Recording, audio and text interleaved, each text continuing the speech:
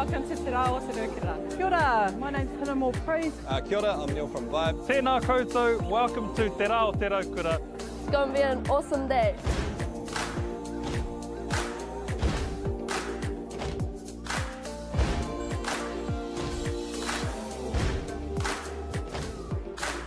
This year is the 25th year of Te Aotearoa Kiorahi. Te Aotearoa Kiorahi is a celebration of our people and enjoying summer days. It's a good chance to get together, really. That's a big part of it. It's all whānau friendly. Incredible community event that brings together so many different diverse people. This festival where people just come together with a whole lot of awesome kai, a whole lot of awesome entertainment. Peace, love and harmony, but Raukura signifies peace and happiness. It's a Māori proverb that was brought down by our tipuna from a very long time ago. And basically our day Te Aotearoa Kiorahi is all about sharing that love. Aroha nui ki te tangata. Uplifting lower heart and the wider community in general, coming together and just having a whole lot of fun, man. Celebrating all things Wellington, Lower Hutt, the whole region itself. Today is important so that we get to remind ourselves that we need to share the love and care about each other. Don't forget whānau, this is around the same time as Waitangi as well, so he āhua pono ki te kaupapa o Waitangi, ko tēnei o ngā whakamahinga I haere nei. It's all about just, ngai Māori working together, unity, kotahitanga, and just uplifting each other, so kia ora.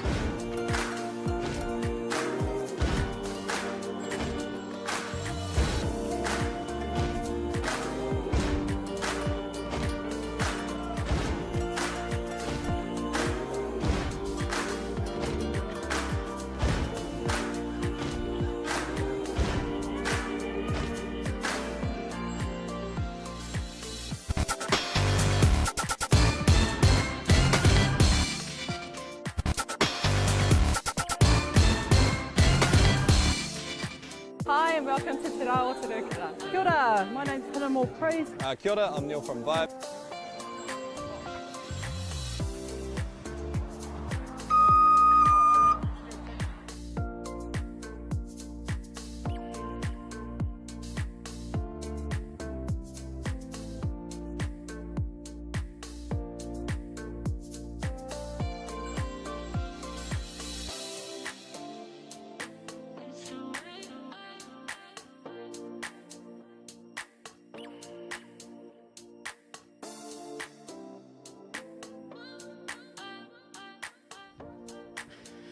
Tau mai e te iwi whānui ki tēnei kaupapa whakahirahira o te Kiorahi mo te tau 2024.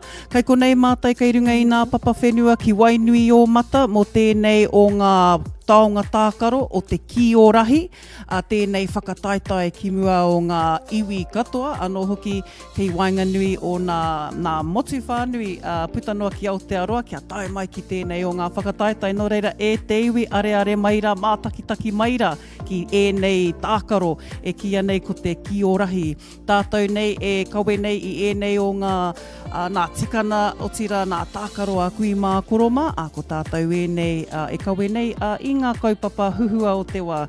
Tēnā rau atu koutou, ko Shana Butler tōku ingoa, kua hau tētahi o ngā kaikawe kōrero no roto o te whārua o Waiohau o tira heuri no ngā hapu o Patihoihoi Ngāti Haka o Ngāti Te Whiti. Kei konei hoki tētahi hoa tino me ki he tino rangatira nei, tēnei whakatipuranga e kia nei ko ia tētahi o ngā kaiwawao, hou tētahi kaiwawao kei te piki mai, tēnā rā koutou e te iwi, tūtaki mai kia Mātaurana Junior. Kia ora te whānau, ko taku ingoa Mātaurana Junior, taku pāpā ko Mātaurana me taku mama ko Carolyn. Ooh, this is going to be a good night. It's going to be a good night and a good day here down at the Papatakaro for Kiorahi. Nā reira, our little man here is one of our first junior kaiwawao, and he has been out on the fields neha e mata. So you've been down on the Papatakaro for the last 3 days. How's it been out on the Papatakaro e hoa? Very good. I just started riffing like a month ago and I've already been better than some of the kaiwawao out there. Oh, I rongo koutou e te motu, e te iwi, ko ia tētahi o ngā tino kaiwawao o tēnei rohe. And yes, I agree with you, Mātauranga Junior. We've seen some great calls and some great kaiwawao out on our papatākaro. Choice to see you out there with the matuas. And how's the other matua kaiwawaos out there, hoa? Some are good, some are bad. We don't know who's the kaiwawao for this team. Let's just see and find out. Ai, kia ora Mātauranga Junior. So as you've heard from our little man, we've got our kaiwawao coming onto the field shortly. Otira, ko tēnei tākaro, kei wainganui ia te ūpoko o te ika, rātou kia tainui waka. So for this round, for our first round for today, we have our 21 grades, aroha mai e te whānau. So over the last few days, neha Mātauranga, we've had the 13 grade, we've had the 16s, the under 19s. Today we've got the 21s under 21s. and opens. Kia ora. And what about the kaumātuas? The Masters, they play at 10 a.m. and this is the last game for the Masters finals. Kia ora. And who are the master teams playing today, Mātauranga? I think Waihora again. Ka pai. And Waihora have come from Te Waipounamu neha? Yep. Yeah, and they will be playing Te Upoko Te Ika. Ka pai. And are there some favourite teams out there that you've seen over the few days there, Mātauranga? If my favourite, probably first up Upoko and Pane, then Mana, then the blue team. Ooh, ana I rongo koutou, ko tō iwi o Ngāti Porou tērā. Ai. Nā mihi, nā reira, e te iwi mautoni mai nā te mea, ka reroa, ka tīmata te tākaro tuatahi. This brings us to the one of the semis. So we are in our semi-finals today, neha Mātauranga. It's going to be a heated day, but I runga I tēnā, it's going to be an awesome day to see how far we've come along since Kiorahi, as well as seeing the progression over the last 3 days, neha. So it's been 4 days of Kiorahi. How's that been for you, Ehua? Good. Yeah. Because I can play on my PS3. It's been very good. Oh. And also can ref. Ka pai, And also they're getting started. Ai, ka pai. So just as Mātauranga has a break off the field, he can go and have a little tākaro on his PS4. PS3 aroha mai. His papa will get him a PS4 this year. Engari, I can already play on my brother's PS5. Oh, ana, I rongo ana tuakana I ti tērā. Hoi anō e te whānau, e te iwi, mai toni mai nā te mea, ka tīmata te rauna tuatahi. We are going to take our first kora between Te Upoko Te Ika and Tainui, Rāhui Pōkeka. Upoko in possession of Kioma, and Tainui will be... We don't see the po, we can't find out what po they got. Ai, ka pai, but let's keep an eye on our kaiwawao. And we have on the field, who are our kaiwawao that you can see? Probably quarter out, yep. And a kora out. But we have matua Kaya Wharawhara, Raiwa ko matua Jason Tangianau. Yep. And in possession of the key is... With Upoko. With Kioma. Ai. And Upoko. And got a po. Po. And he scored. Did he score? Yes, he Ai. did. He tupu manawa, neha. Yep. And Upoko with the key. And lost control there. Oh. Upoko anō Yep, with the but key. that was an early rep. Ka pai. And our kaiwawao here in the kaioro seat is saying... There's a po. There's a po. And our player, who's our player there? Jai Hirani. Pass off to Ramina. He gets another po. And another po. Let's see how much pos they get. Kakaharamiha and Tainui quickly behind. Let's see how much pos. Ka pai, we're getting the call for... How many po do we have on? Oh, wait. How much? And 2, there's 3, 3 po. E toru nā po mo... Kia ora. And piro tere. Ai, te shot clock. Oh, cold. Ai. Quick play neha. Them. E hea nā he kona, so how many seconds do we have for the kaitiaki to pass? 5. Kia ora. Rima he kona e te iwi. Oh, Haha tērā. Put online. Kia ora. I tū nā waiwai a jai ki runga I te kaharaiti and a pass in from Reihana into the kaitiaki. Kaitiaki pass out into the kioma and te ao and a double rip. Pai. Ka pai rāhui pōkeka, tai nui waka, and a jump shot from te aorani. Nice. Little overthrow there. Were you seeing a bit of overthrow to the passes with two kaha yesterday? Yep. Ai. And upoko. Upoko gets hit. Kioma, ka pai. That's a View pau. up. And he, haha tērā karanga. that's a reset. Ka pai. Reset, double. And te aorangi with a jump shot for a tupu wairua. Let's see. And they got a pau. And did they get red or that short? Short, ka pai. Ko poto tō rātou ruku. E kei te Upoko's tāpaparoa. from out. Kia ora. View up te ki ki te ao. They did not. Ko they tahi got te one pō. Tahi piro ki upoko. Ko tahi te piro. Hoki atu ki te marama. Whana te ki mai te marama. Kick off from the marama to the kaitiaki.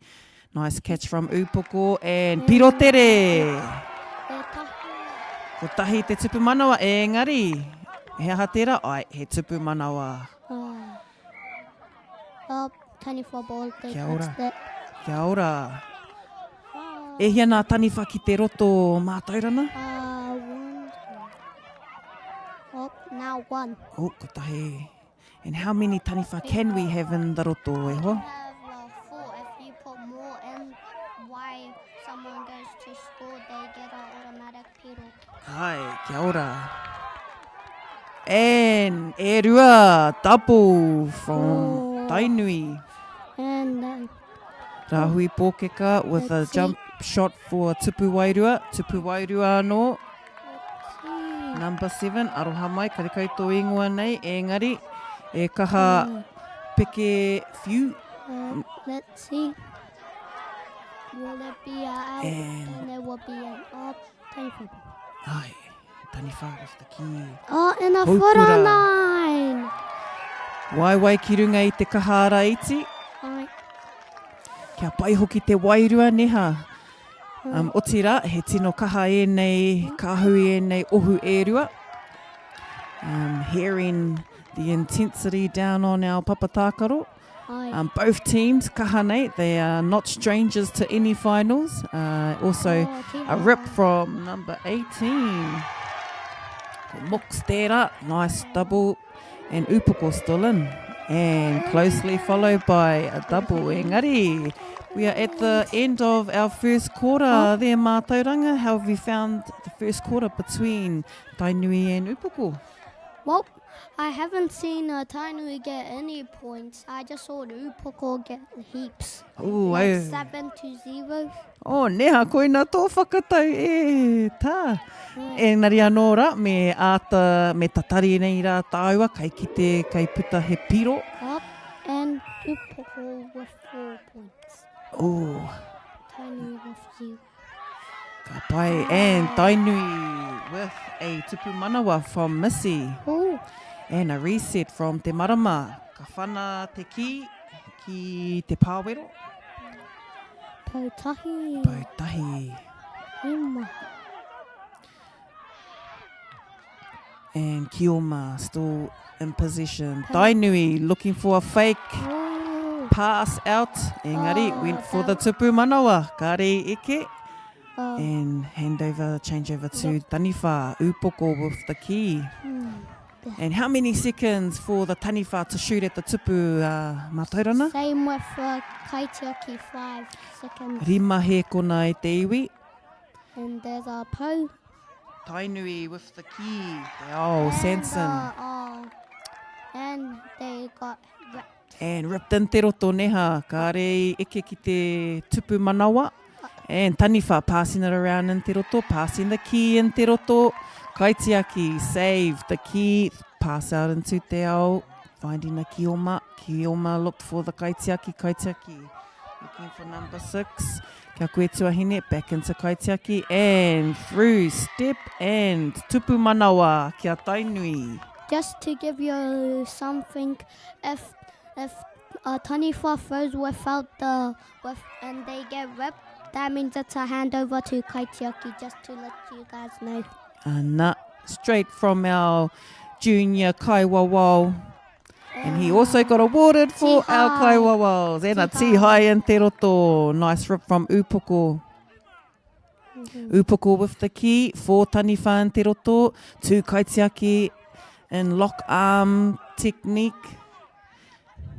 And that's our probably. Ai, te tino whiu tērā, kaha nei te whiu o te ki, neha. Haukura, number 11. Tērā te pau. Te pau. Ko te pau, I pāki te pau, kaitiaki. E pau anō. He pau anō, he aha te karanga o te kaiwawao. E ruaroa.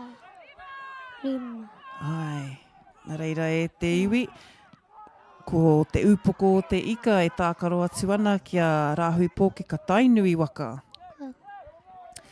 Mihi hoki ki wā tātou kaiarahi.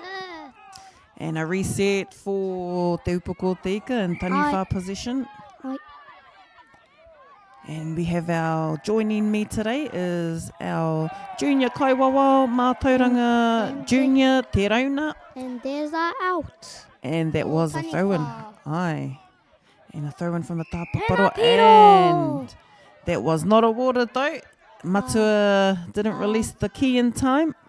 His foot was on the kahara iti. Rāmiha no te upoko o te ika. And tupu wairua mō te upoko o te ika. Rāmiha McLean. Tētahi tino Taniwha mō te upoko. Nice jump shots there from Rāmiha. And as soon as the Taniwha releases the key, they must get back on side, neha mātaurana. Ai.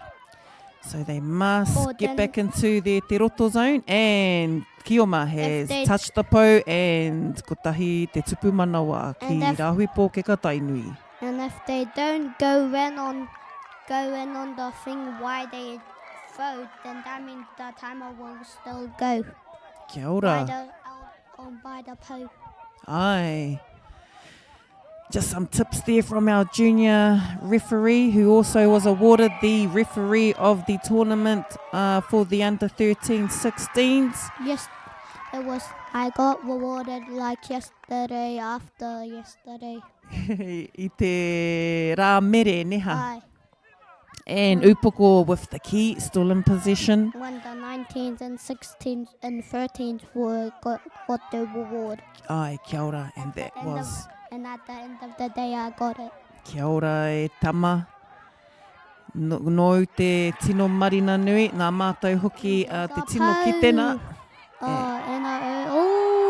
And a double rip. Double rip from Upoko. And Upoko will carry on. Let's see if they get a play on for Taniwha. Tupu wairua.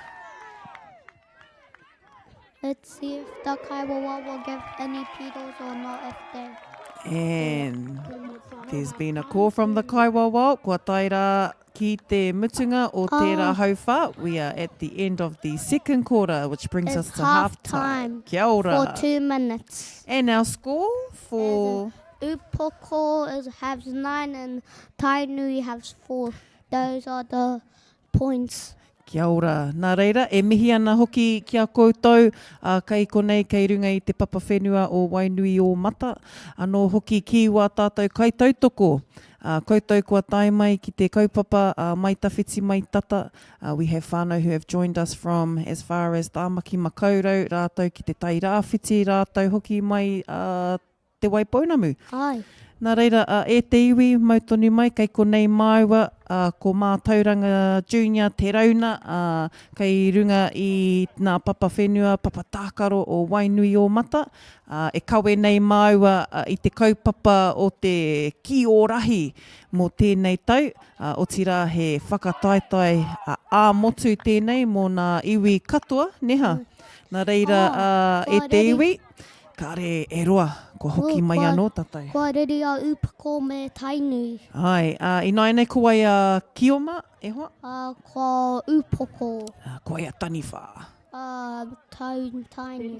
E tika ana ko nā tani wharau ki te roto i tēnei hauwha. O tira tēnei te mihi atu ki nā kaiārahi o te rōpū, o te ohu o Tainui, ko matua ora kihi tērā me tana ohu me wana kai tautoko. Matua ora's been a part of the kaupapa for a long time now, and it's great to see and hear matua out on the papa tākaro, bringing along the future of Kiorahi. O tira, kua karanga hoki i te pūtātara, kua tangi nā wīhara, ko tīmata te hauwha tuatoru into our third quarter there mā tauranga, and we had a pirotere for te upoko. Te upoko, pautahi. Ai. Te rau pau, stautahi. There will be a stautahi. Nā te mea, they already got that pau. Ka pai. And a rep. Tika, kua tihai te tā. We've had a rip in te roto. Tainui will take possession of the key with an attempt for a tupu wairua. Upoko, and quickly intercepted by Tainui for a tupu wairua. And is there a piro? And yes it is. Engari anō, we are going to take it back. Our kaiwawao is signalling me hoki atu. Nā upoko te ki, engari, kei reira tonu a Tainui, kei te hia kai mō ngā tīhai. E anuka te ball, pautahi. E piro? Kua hatia. Kau e I tīhai. Tīhai. So if a Kioma gets ripped in the roto when they're going for a tupu manawa, what happens there, Kaiwawa? What happens there, Mā That Tauranga? means if they get ripped in here, that means they lose. It's a handover because they have to have both rips to and a po to be in there. Kia ora. Just like what we saw there and saw that little action with Te Aorangi. And his quick double rips and Te Upoko with a tupu manawa rāmiha anō. Ooh. And a restart from Te Marama to the Kaitiaki. And a tupu wairua. Ooh. Point for Tainui. Pautahi. Ai, haere tonu Te Upoko. And a piro. And our kaiwawa was saying a double and a roll movement in te roto. Ka re taia, ka re tērā i te pai neha. Not a safe move to roll around. Or to do a manoeuvre like that. Nā reira, some double movements neha, Mā Tauranga. You seen many double movements out there? Nope, only seen like 2 or 3. Ooh, 2 or 3. Engari anō e te iwi, kua tupu manawa te upoko te ika. But the Taniwha have gained the key. And Tainui and Taniwha... E piro! Oh, karea te ki te ki I haere ki te tupu. Ai. Tēnā koe ngā kanohi koi. Had some sharp eyes from our little ref here. And Tainui with possession. Kioma with the key. Upoko. Now in Kioma reihana te rauna. Pau touches and he's going to go into te roto. And twist, spin. That's my brother. That's my brother. Ai, and a tupu manawa for reihana te rauna. And a pass out from Kaitiaki. Ko pā ki te pau. E ruanga ko tahi te pau. Kei te tū te ringa. Kei te tū te mati. Te Kaitiaki ball. Ai. There was a sun back. Kia ora. Tainui. Whiua mai te tāpaparoa. Oh, and Upoko got pushed, I think. And there was a nice intercept there. Nice jump there. Oh. Number 6. Number 6 from Upoko. Tainui now in Taniwha position. Going for a jump shot. kaitiaki. Who? 2 kaitiaki in the tupu. He pau mō reha and a drop ball. And a drop ball. Lost control And there, a going piro. through the roto. A piro! And tainu. Rahui Pōkeka, quick throw in. Kaitiaki must keep their waiwai in the pāwero. And they can't lift their feet up or then it's taniwha ball. Kia ora. Some words of wisdom from our Kaiwawao, junior Kaiwawao here. Awesome to have our up-and-coming referees. Probably because the time went out. Kia ora, for her to I get- haere te wā, I pau te wā, neha, Ooh. rima he kona. Ooh, that was a headshot. Ai, kia tūpato me era, neha, me Nā te whakatūpato. mea, if you do that, that means it's a handover. Kia ora, Because someone could get hurt. kia ora. So me tūpato, Up, taniwha ball out there. kia ora. Oh. Words of wisdom there from our junior referee I have with me, Mātauranga Junior Te Rauna, one of our first junior refs, and e hea tō pakeke e hoa, 8 years old. our first 8-year-old referee to be at his first nationals.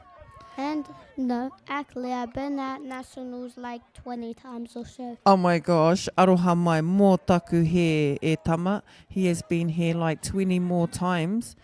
Engari anō, he aha tā tātou piro. At other places. Nā reira, he ana piro. Kia tainu e ono, kia upoko e te kaumarima. Uhuhu! Kia kaha tonu tainui waka. And tainui in Kioma. Oh, and a drop ball. And drop ball. Kua taka te ki ki te roto. Kua huri te ki kia taniwha. Ko upoko i nāia nei. Kei te kimi i tētahi tupu wairua. Sometimes my brother gets me confused with a ball when he says, "Can you give me the key?" Okay, I get him my actual key. He tells me, "No, not that key." And then he shows me the ball. Ana, nā reira, me tika te whakahua neha ko te ki. E hara i te pō, neha. E, kua tihai. Kua tihai ki te roto. Nice effort from Rahui Pōkeka, tainui waka. And the Kaiwawao signalling for taniwha possession. Taniwha with an attempt for a tupu wairua. Kāre eke. Rima he kona kei te haere te wā. Jump shot.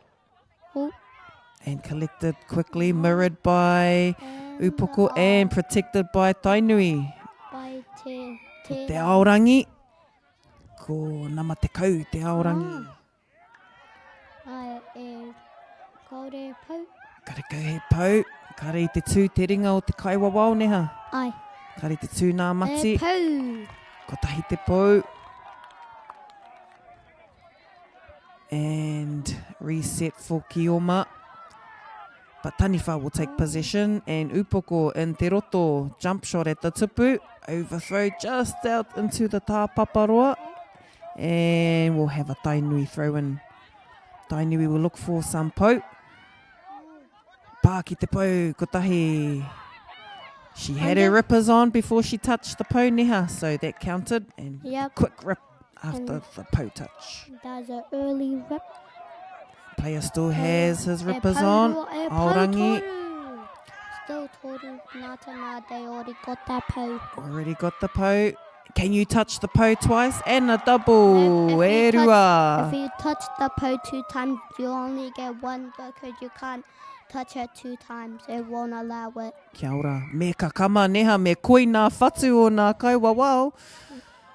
And also, if a taniwha's by the pau, and you're going for the pau, the taniwha has to advance to you. If they go back to the pau, that's a goose guarding that, and the Kaiwawao that they will allow the pau.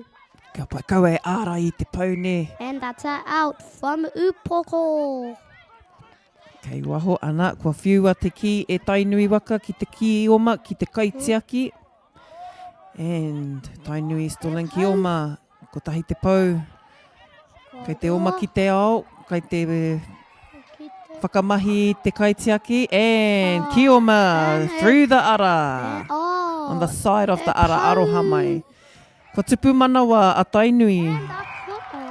Kua tihai te tā ki te roto nau piro te re whatainui. Kua huri ki upoko te ika. Ai. And tani whaki te pūrewa akuhata. Ka te tiro. Kei te kimi. And nice mirror there. Kei kau he piro. Ai. Up, time out. Whakataka te ki. Ai, nā te mea I whai mai te rima he kona. Kia ora. 5 seconds have already passed. Kia ora. And that's out by Tiny Upoko. And words of wisdom from our Kaiwawao, our junior Kaiwawao, Mātauranga Junior Te Rauna, joining me here live at our Kiorahi Aotearoa Nationals for 2024. Ai. Playing on field 1 for round 1, Tai Nui Waka, no rā, te nuina no rāhui pōkeka, e tākaro atu ana ki te upoko o te ika neha. Ai. Kei te pēhea tā tātou rā e hoa? Pai. Pai, kei te pēhea te Tēnei. nā āhuarangi, kei te pēhea te āhuarangi. Hawhi. Hawhi neha, kei te āhua ka apuapua ki konei. Ka ara I te tino kaha tamanui te rā. Engari, nā runga I tēnā, kua riro he tupu manawa. Kaore, me te kaore e rain. It's not raining too. Ai, nā reira he tino haumaru tēnei rā. He tino pai, ne? Ai. Ka rei te wera, ka rei te ua. Nā reira e te iwi, kua tai ki te mutunga, ki te pito o te hauwha tuawha. And that was the last quarter. It's game. And the end of our last quarter. Kawe ware hoki e te iwi, a muri o ngā tākaro. Kea tainui e te kaupiro, kea upoko e te kauma ono. Te kauma ono, kia upoko, te kau, kia tainui waka. Ai, nā reira e te iwi mautoni mai, nā te mea, e whai ake nei ko etahi atu o nā tākaro, mō tēnei whakataitai Kiorahi Aotearoa, mō te taurua mano rua te kaumawha. Kai konei mātou kei runga I ngā papa tākaro ki te kura tuarua o Wainui o Mata, down here at the Wainui o Mata High School fields. Joining me is Mātauranga Junior Te Rauna, helping me cover our kaupapa I tēnei rā. Also been awarded our junior ref for the tournament. E mihi ana kia koe. Our junior ref is of 8 years old. And also, wait for the Masters game. My dad's gonna carry. Iu, ka pai e te iwi nā te mea. Mautoni mai, ka hoki mai mai wako Mātauranga Junior a tōna wā.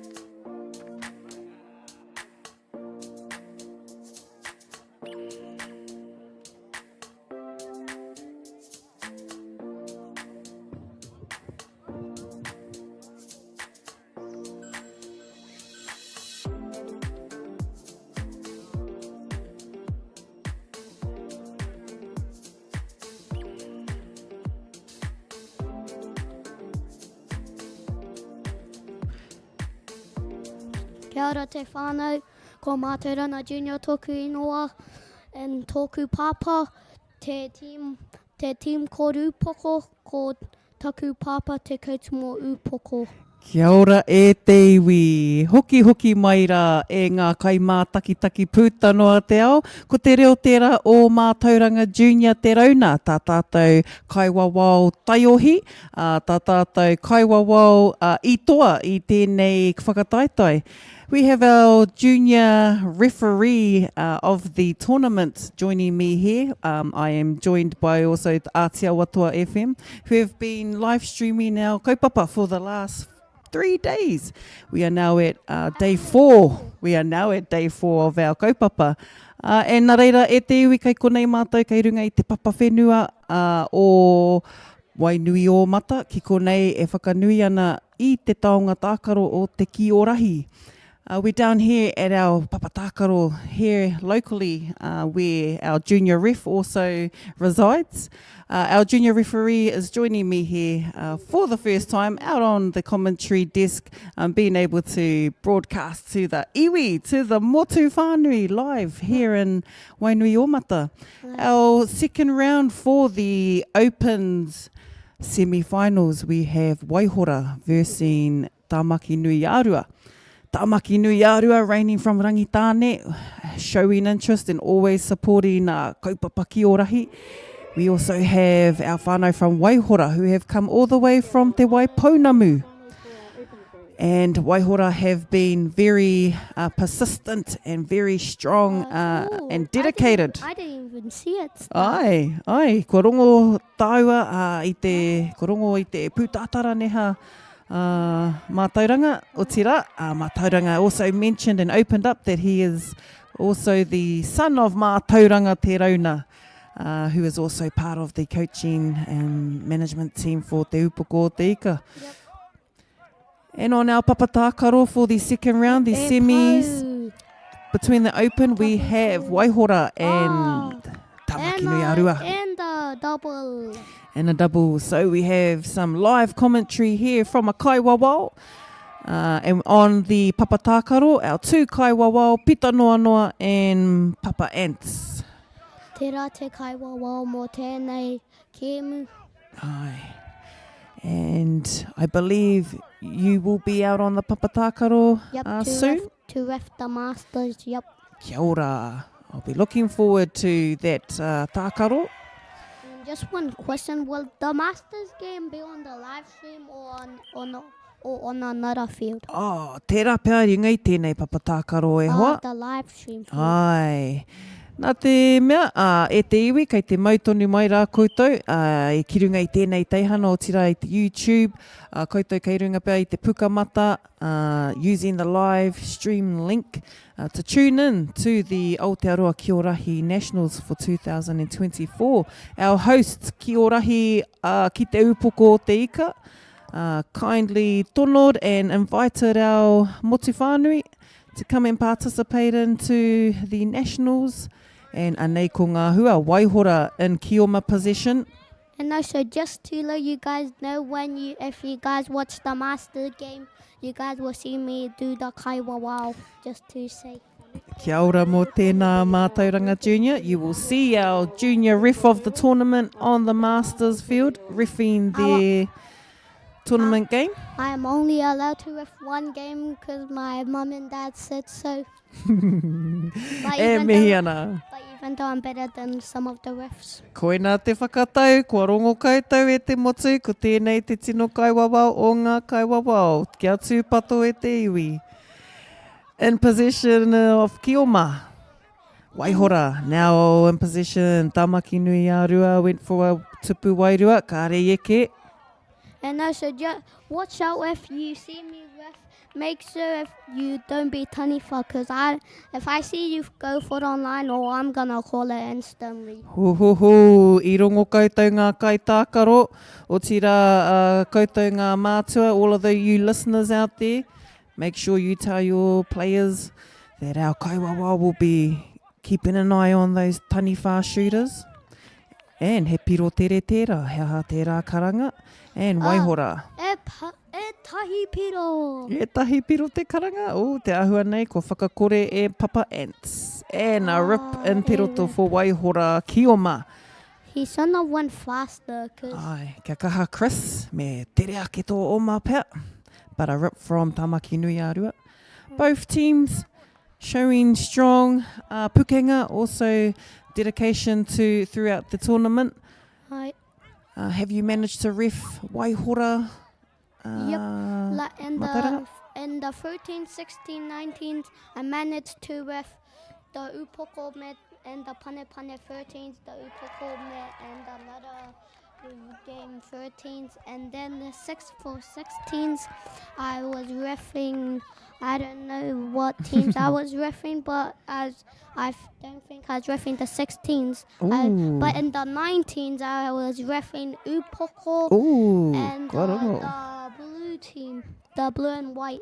Kia ora. Nā reira, kua rongo koutou, ko tino kaha Mātauranga Junior ki te wawao ki tēnei whakataitai. But because it's the 21s, I can't. Ai, nā reira, me waiho mā ngā matua ne mā nei toki e wawao I nei tākaro mā. At least at 10 a.m. I can ref the Ai. finals masters. Kia ora. Ka kawe nei rā, tāua I ngā kōrero mo te pūrākau o Kiorahi. Nā reira, e te whānau, ko Tāmaki Nui Arua, kei roto I te roto, ko rātou te taniwha, ko Waihora ngā Kioma.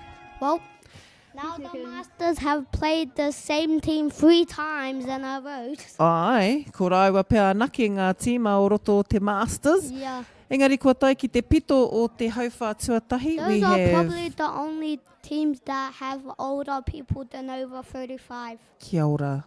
Kia mōhio mai rā koutou e te motu.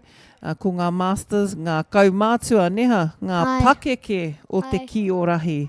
E rua noi ho nā tīma? We have a tie of Waihora of 5 and TMAR with 5. And we're starting off with no po for now, and a po. And ko tahi te pou. Ko rongo koutou, we've got a live kaiwawao in the studio. And what is that? And that's a piro. Kua tupu manawa. Player from Tamaki Nui Arua has managed to keep his flags on. Number 9, Whare Mako. And then Kaitiaki, and he went in without the ball. Without the key, neha, Janik. Yep. As Kaitiaki for Tamaki Nui Arua. And Tamaki Nui Arua will be in Kioma. Oh, let's see. Waihora and Taniwha. Taniwha got the ball now. Right. And a little overthrow. And out. In the tāpaparoa, throw out in. by Taniwha. Kia ora, throw in for Tamaki Nui Arua. Inaine, Kaitiaki. Let's see. And they got a po.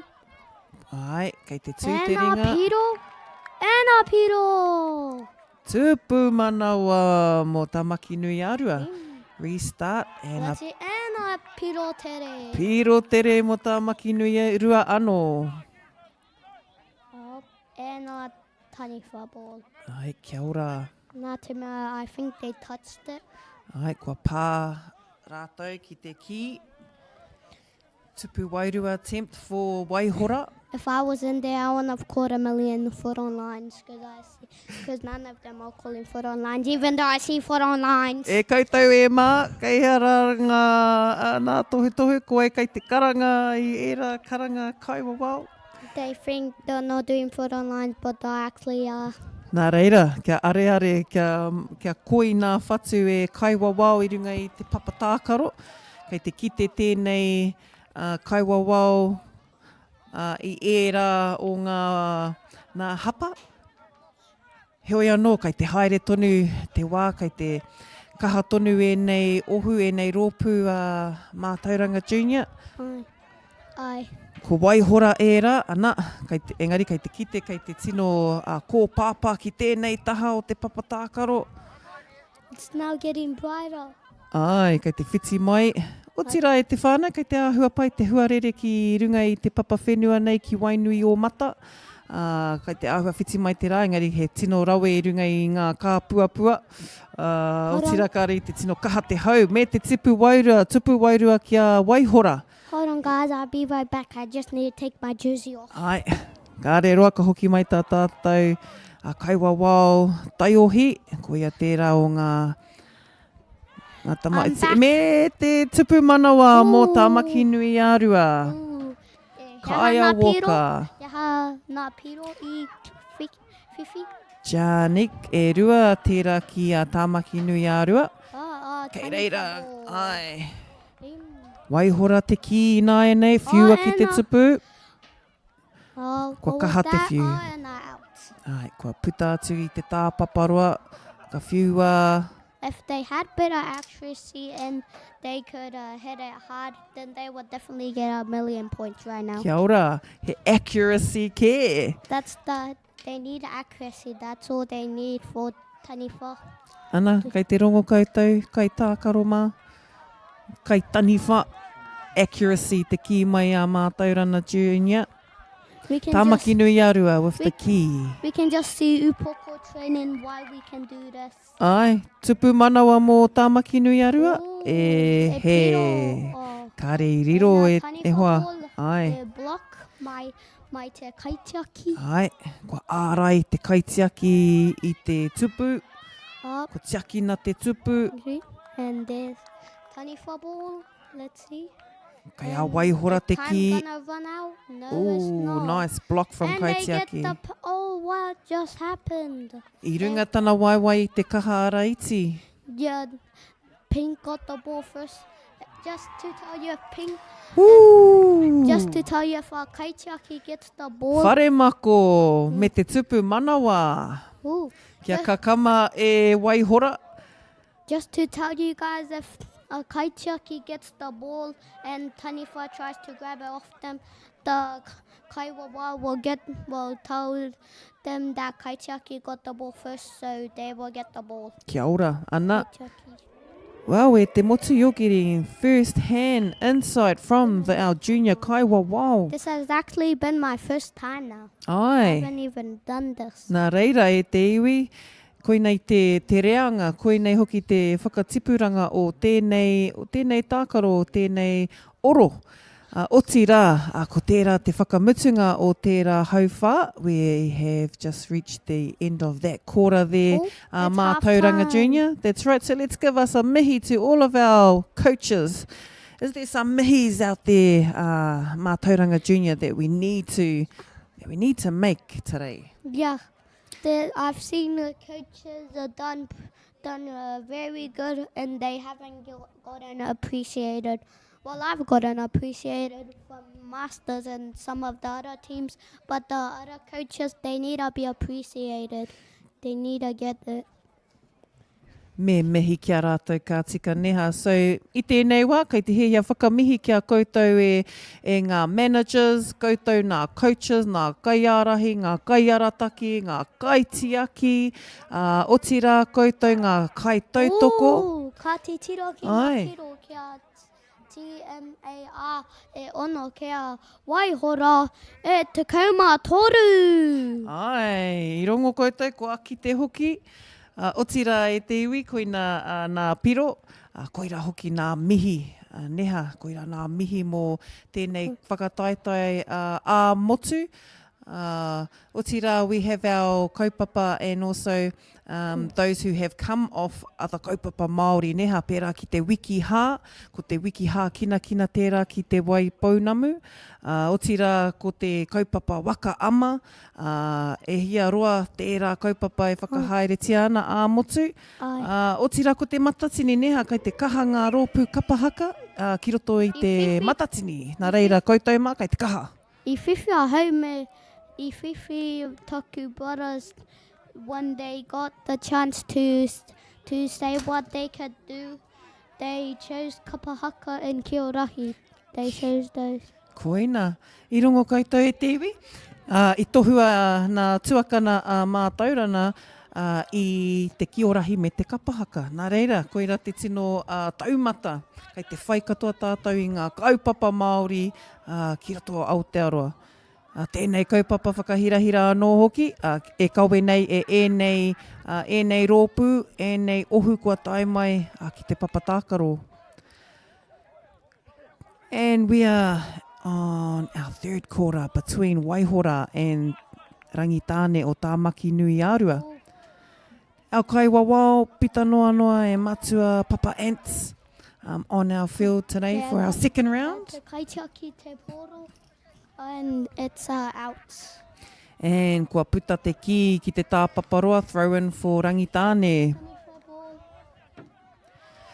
Kei a taniwha te ki nāia nei, Rangitāne with the ki and attempt for a tupu wairua. Engari, kua kaha te whiu. Ai, Waihora throw in. Kaitiaki boy nai nei, let's see if they will get a pou, and they got a pou. And a Let's pou. see. Yep, pou tahi. And a double rip. Oh, E rua. that means a reset. Just to tell you guys, I think I already told you, but if one taniwha touches the board, that means it's a reset. The pole resets. Just Kia to ora. tell you. Me mohi o te iwi neha. How lucky are you guys at home and all of our viewers to be able to get the 411 of Kiorahi from our junior referee of the tournament for this year. This little man here, you have the wisdom of Rahi Tūtakahina right in your taringa today. Ai. Nā mihi kia koe hoa. Kia toku inoa te mātauranga mō te knowledge. Nā reira kei a koe nā mātauranga o te Kiorahi e hoa. Ai. Kia kaha tonu, kia kaha tonu. So in possession of taniwha is Tāmaki Nui Arua. Oh. And gaining possession for Kioma is Waihora. Ooh, Collecting let's see. po. Hold on. I just want to say something. When I look at my mum and dad, it's weird that my dad looks older than my mum, even though my mum's older. Nā reira e te iwi. My mum's older than my dad from 4 years, and my dad already got waihi. Āna, e te iwi, ne?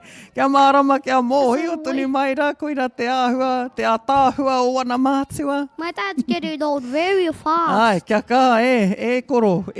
Koina kai roto ia I nā masters e mātairana. Ai.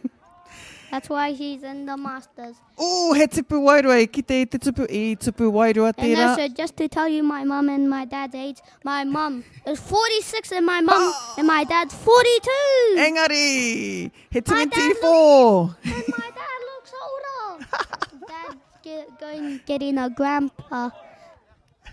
Engari anō, kei te pai nā te mea, kei te tākaro tonu rāua I te Kiorahi mātairana. And my dad's caring. Ai, Just he tino to- mana ki neha. Rāua.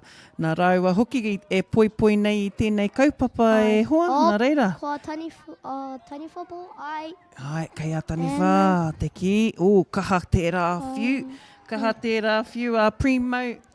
ka pai te kaitiaki. Ka pai. Ka nui te pai neha. Tino tiaki ia. Tupu manawa mō Waihora. Oh, and it's out. Yes, it's Tino tere nā waiwai. And kua hupukina te ki. The key's been caught on a full, but the kaitiaki just a little bit of kaha there. And a throw in for Tāmaki Nui Arua. Let's see, it's a kick-off and they already got the ball. Waihora with the ki. Ko tahi te And pai, but... it's a tee high. Ai, kua takatana tī hai. See, I told you, they need more accuracy to go for the tupu. Kia ora. Who do you think had accuracy on the field out there? Did you see someone who always displayed accuracy for taniwha? It was yesterday when it was like 2 or 3 p.m. for the 21's finals. Neha. Waihora with 16 and TMAR with 8. That's a double. Waihora's doing a double up He double up hoki tō rātou, kei te kaha, kei te kite I ngā piro. Waihora's just one step up. Ai, kei te tino kaha, kei te pakari hoki a rangitāne o tāmaki nui ārua. And I said the question, I think it was yesterday's upoko, they were doing good for taniwha. Ooh. It's just the kioma, I think, now. Ai, nā reira e te iwi, kei te are rā koutou, kei te are mai rā koutou, ki ngā tohu me ngā kōrero tino pai, tino kaha o tēnei kaiwawao, ana kei te taka nā mātauranga o tēnei kaiwawao. Nā te mea ko waito ingoa? Taku inoa, ko mātauranga. And in English says, it's knowledge. Knowledge Junior. E te iwi, dropping all the knowledge bombs here for Kiorahi. And as mentioned, he's our first junior ref, all 8 years old. And my dad did knowledge te rauna, and I'm knowledge te rauna junior. Ko ngā kete o te mātauranga, kei wainga nui a tātou, kei konei, kei te whakataitai o te Kiorahi. Tāmaki nui ārua went for a piro tere, ka rei eke. Just fell short there. Kaitiaki ball. Ai. Kaitiaki ball. Let's see. And Tāmaki nui ārua, quick catch there, nice high catch. A pau. Thomas there with the key. And rua pau. And a rua piro E kia. rua. E rua piro kia T-M-A-R. Ai, Tāmaki nui ārua. Ko rangi tāne te iwi. And he ran in, and did he get T-hide? And yes, he did. Ai, ko Tani tihai. whako. Let's see. Blocked by Kaitiaki. Nice block there from number 13. And another block. Janik, kaha nei koe. If I was Puri the- te if I was mauri, the takina tō tupu. If I was the Kaitiaki, I wouldn't have let them get 10 million points. Oh, e he, kauaka, kaua. Kau e riro kia te kau nā piro. I'm not good at doing Kaitiaki. I only want to run in. Ai, he I ki also o need ma- to practice on my phone. That's all I need to do. nā reira kia kaha tonu koe. Aye. Ashley Oh, there, and just there's with a a little out. And Tani disappointment of her pass. And Waihora. Let's see. And that's a block. Oh, and a piro. Ooh.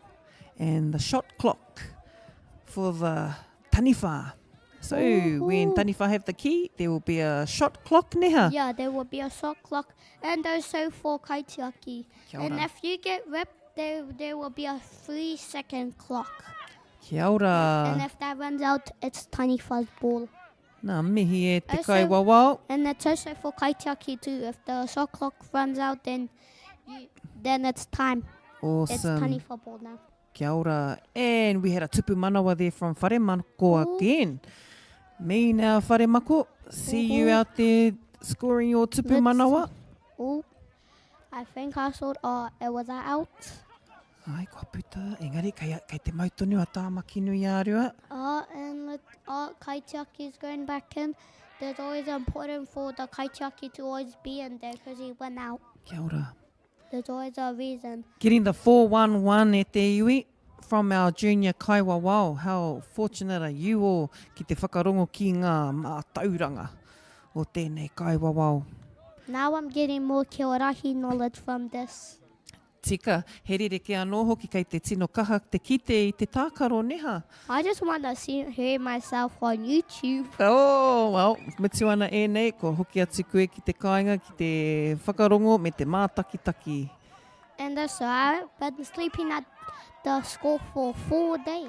Ooh, te āhua nei, kei ko koe tētahi o ngā, o te mana whenua, ko koe te mana whenua o konei e hoa. Aye. And our kioma, looking for piro tere, but also waiting for the kaiwawao. Let's see. Ooh, Ooh, Taniwha ball. lost control there.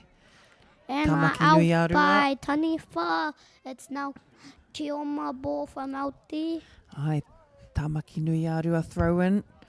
Looking for kioma, ko let's Pāki see. te pou. Tāmaki nui arua, looking for a tupu manawa. Is that a piro? Yes, Ai, it is. tupu manawa. Woohoo. Kia riria. Oh, I'm gonna see the scores again go up way higher. Ai, nā reira e te iwi, he whakawhanauna ki wainga nui a rātou. It's time. Let's see the final score. Hea hanga piro e te iwi, kua mutu te tākaro ki wainga nui i a waihora rātou ko rangitāne o Tāmaki nui ārua. Oh, next game is the Masters game, so I'm gonna go soon. I'm just gonna see what the points are. Ka pai e hoa, ka hoki hoki mai anō koe a tōna wā. Nō reira e te iwi, e mautoni mai rā tātou, whai ake nei ko ngā tākaro ki wainga nui o ngā pakeke. The final scores, we need a...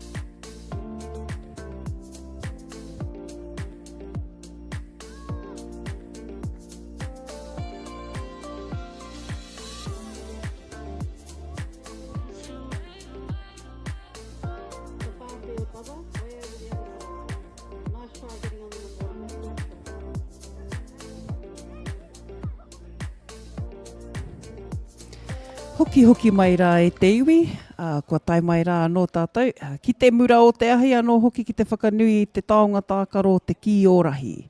Kei ko nei kei runga i te papa whenua o Wainui o Mata, e kawe nei i tēnei whakataitai mo tēnei tau. Kai raro hoki i te haumarutanga o Puke atua, nei rā a tātou e kawe nei i ngā taonga tuku hoa rātou mā, kia pakari ai, kia pua wai, mō te whakatipurana. I tēnei wā hoki, e tākaro hia atu ana mō nā wāhanga o te Opens. We have our Opens, crossovers, finding out who will be our first and seconds, who will also take our third and fourth. Hoi anō rā, kei runga i ngā papa tākaro i tēnei wā, i te papa whira tuatahi. Those taking the ara for field one is Ngāti Porou e tākaro hia atu ana kia te upoko o te ika. Ngāti Porou heading across from the Tairāwhiti have not been strangers to our whakataitai, but have definitely showed kaha through all Kiorahi kaupapa. They are also strong in around the wider coast in general.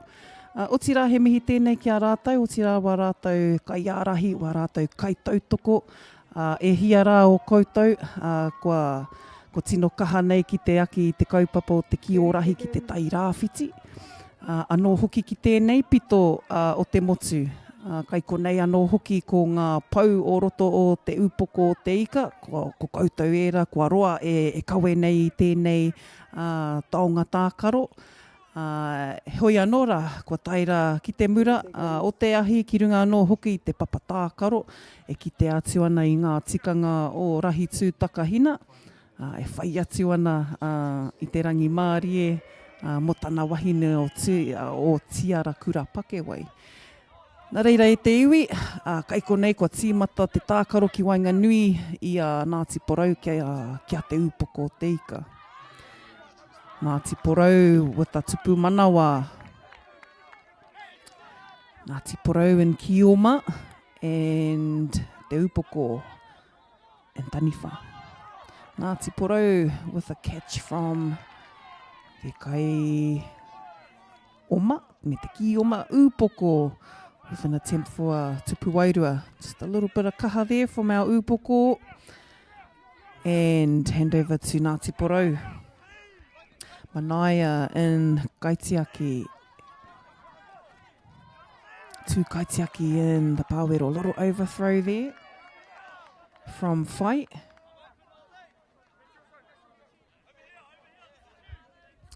And our opens grade. So you are watching our Upoko Opens and our Ngāti Porou Opens. Our Ngāti Porou 1. Ko kaha rātou 2 teams in the tournament and also seen the rest of the other teams throughout the rest of the last few days, aroha mai. We've just head into our 4th day. Ko whānā rā ki te whakataitai.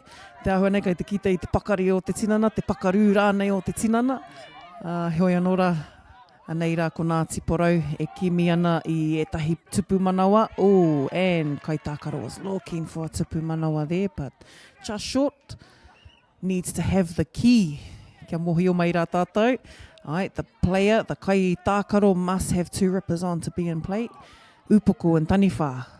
And a little bounce hit. Attempt for the tupu wairua. Ngāti Porou. And swift hips from Kevin Ngāti Porou. Back into the pāwero for Manaia.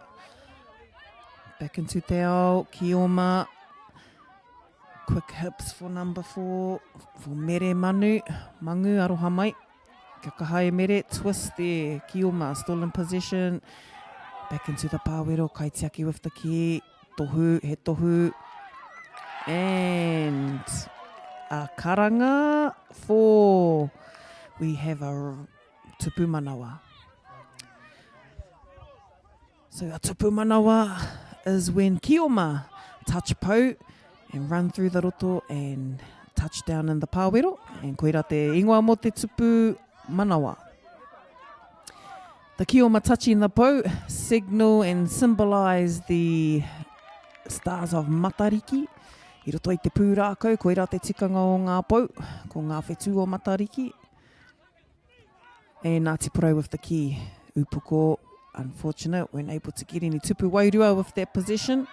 Ngāti Porou, that pou won't be counted. The Kai Tākaro must have both rippers on when they touch the pou. Kei te tūhoki ngā ringa o ngā kaiwawa. We have 2 kaiwawa from 2 wharetoa on our round.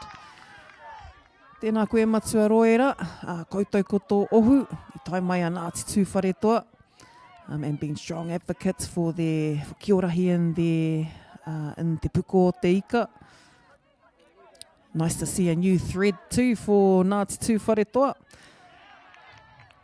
And kahukura te rauna, te tuakana o tō tātou kaiwawao o te tau. Kahukura e reihana, the tuakana of our junior ref, Mātauranga Junior, who also claims the junior referee of the tournament. All of 8 years old, e te whānau, who has any excuses? And a tupu wairua, an attempt for te upoko, shot clock. And kahukura with an attempt and caught by Ngāti Porou Kaitiaki. Number 1, Mahue. I've seen you on the Papatākaro all weekend e tama. Te toru kahu, looking for some options, looking for a kioma, and taniwha o lete ki out. Upoko. Ngāti Porou position, looking for a key, but the player had already released the key. Ngāti Porou still with the key in position, pā ki te pau, kei te oma tonu, and a rip.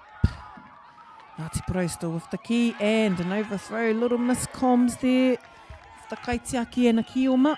30 seconds. Engari, koina te pito, koina te mutunga o tērā hauwha, and the end of the first quarter between te upoko te ika and Ngāti Porou. Our kaiwawao, matua roera Hartley, rauwa ko tana hoa, kei tērā pito o te papatākaro, taking our kaiwawao for field 1. And as we are heading into our crossovers for the opens category. And a quick start for Upoko, who are now in Kioma. And a quick tupu manawa. Ka whana te ki, mai te marama, and a quick piro tere for te Upoko o te ika. Strong representation from a few of our rohe. Great to see the efforts that have been made to get a team across, and a tupu manawa for te upoko o te ika, e karanga he piro tere. Hey, so a piro tere is when the kick from te marama to the kaitiaki to a kioma on the full. The kioma must run through the roto without being ripped, and they can touch down and score them a piro tere. All done within split seconds. Ngāti Porou with their handover, so aroha, upoko in possession, and lost control in the roto, and a tupu wairua, was that awarded? Kei a te kaiwawa o te karanga, Ngāti Porou, and a tupu wairua for Ngāti Porou. Kioma in possession, touched the po, and collected by Ngāti Porou. Nice intercept. And Hone Manuel from Ngāti Porou. E whanga taniwha ki te roto. Ariki with a handover to te roto. And Tātai Manuel was in from Ngāti Porou. But a handover to Upoko. Anahira with a pass into the kaitiaki. Just before the rippers. And a jump shot from Awanui Koia, Ngāti Porou. Tātai with the key, looking for some taniwha tupu wairua. Looking to move the kioma kaitiaki around. Kaitiaki looking to protect the tupu. Ārai te ki. Taki te tupu, moving the kaitiaki around. Pushing the kaitiaki up to the kaharaiti. Opting for one kaitiaki around the tupu. Knee drop for the kaitiakis. Upoko te ika in possession of the key. And Ngāti Porou. And Hone there with an attempt for a tupu wairua. And ko puta te ki ki te tāpaparoa throw in for Upoko. Upoko back into the kaitiaki. Looking for a kioma, looking for the kaitiaki. And Kahukura Te Rauna there looked for a pass into the pāwero. Intercepted by Ngāti Porou. Ngāti Porou attempt at the tupu, and a nice jump shot there from Ngāti Porou. Captured by Kioma. Kaitiaki threw out to the Kioma and te ao. Kioma looking for Pou. Kioma looking for kaitiaki. Kaitiaki needs another kioma. Koe kai te wātea. Kōrero atu ki te kioma. Kōrero atu ki te kaitiaki. And caught in te roto. So players must have feet in te ao before coming through, before catching the ki or in the air. So there's some kaiwawao discretions e te whānau.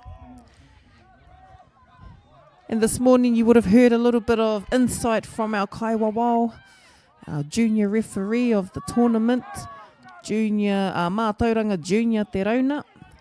Ai, tika hoki te inoa, ko ia tētahi o nā tama o matua mātaurana. O tira, kei te tino kite i te hōhonutana o te Kiorahi ki Wainganui o te whānau. Koera tētahi tino tāhuatanga, seeing Kiorahi being a whānau affair. We've got the te rauna whānau o part of the Kiorahi kaupapa these days. And I'm sure there are many whānau in similar positions across the motu. And te upoko o te ika in possession of the ki. Kaiwawao. Kaiwawao, signalling. E rua ngā pau, e rua ngā tupu manawa ki te upoko o te ika and going for a piro tere. And we'll get that piro tere. And kaitiaki looking for a piro tere, but Ngāti Porou will go in with a rip in te roto. And that brings us to the end of our second kora between Ngāti Porou and te upoko o te ika. And our kaiwawao for our field, Matua Roera Hartley, who has been on our papatākaro throughout the whole tournament, throughout the kaupapa actually. O tira te upoko o te ika, anei rā ko koutou e kaha nei e nana. Ko koutou kei te ārahi, kei whai muri mai ko Ngāti Porou. Kei te parahuti nā waiwai, kei te tino kaha nā waiwai o nā hoiho. O te tairā whiti, hoi anō, kia kaha tonu rā e te upoko o te ika. O tira tēnei rā te mihi ki te teihana Māori, ko ātia watoa tērā, ko rātou kei te whāngai i tēnei kaupapa kia koutou, i tēnei haora, i tēnei wā tonu. O tira ko te teihana tērā e whakaora tonu i tō tātou reo. Koutou hoki, Kiorahi Aotearoa, ko koutou tērā e kawe tonu nei i te kaupapa matua, nā koutou hoki nā koha, nā koutou etahi o nā hāte. Also to kiorahi.com for whānau tuning in and who have tuned in over the last few days of the tournament. Kiorahi.com for any updates and events happening around Aotearoa. You can likely find that information on the kiorahi.com calendar, event calendar. Keeping an eye on what's happening around our rohe, around the motu for Kiorahi. But we're down here at the Wainui o Mata Papa Whenua, enjoying the fourth day of our whakataitai for the Aotearoa Kiorahi Nationals. E kia nei tēnei whakataitai, ko te toarahi. So toarahi is our ingoa for our kaupapa whakataitai motu. Te upoko o te ika now in taniwha position, shooting at the tupu, collecting tupu wairua. One of our pou there from te upoko, he tākaro o mua. Ko ia tētahi o ngā pou o mua mo te upoko. And there are a few others out on the field there, but matua kisha waiwai. Tēnā koe ai te rangatira, rau e te kite ia koe i runga i te papa. O tira kua hoki mai rā koe, ki Wainganui o ngā kaitākaro o mua, o tira ngā mea hou.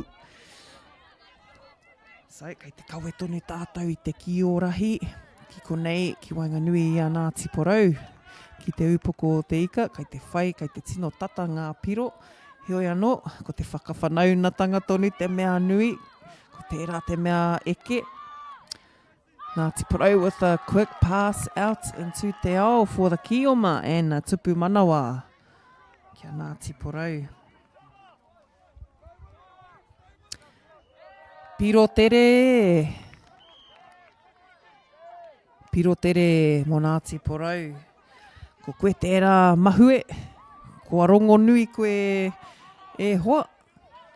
And kaitiaki looking for a Kioma, and Ngāti Porou Kioma's just come offside there. And upoko in taniwha position. And a bullet hit there from Kisha Waiwai. And another no look past there, engari. Kua mau e Ngāti Porou. Upoko will get back on defence, looking for Ngāti Porou attackers. Ngāti Porou looking for a reset. So Ngāti Porou have lost those po touches. Upoko have intercepted the key. And Ngāti Porou will still look to accumulate any po. Kua huri. A few a te ki te rātaha o te papa. And Ngāti Porou step, te kaumā toru. Ko koe te rā e kahu, kua riro he tupu manawa mo Ngāti Porou. Nice twist step there. Kahu, that was choice, mean score. And Ngāti Porou, Moana there. Moana looking for the Kaitiaki looking for Akioma and Te Ao. And number 7, Hunter will look for number 8, Morgan. Me te riro I tana tupu manawa. Kua riro. And Ngāti Porou, reiki nā piro. Haere tonu. And number 5, Hunter Collins was there looking for some po. And tupu manawa. Engari.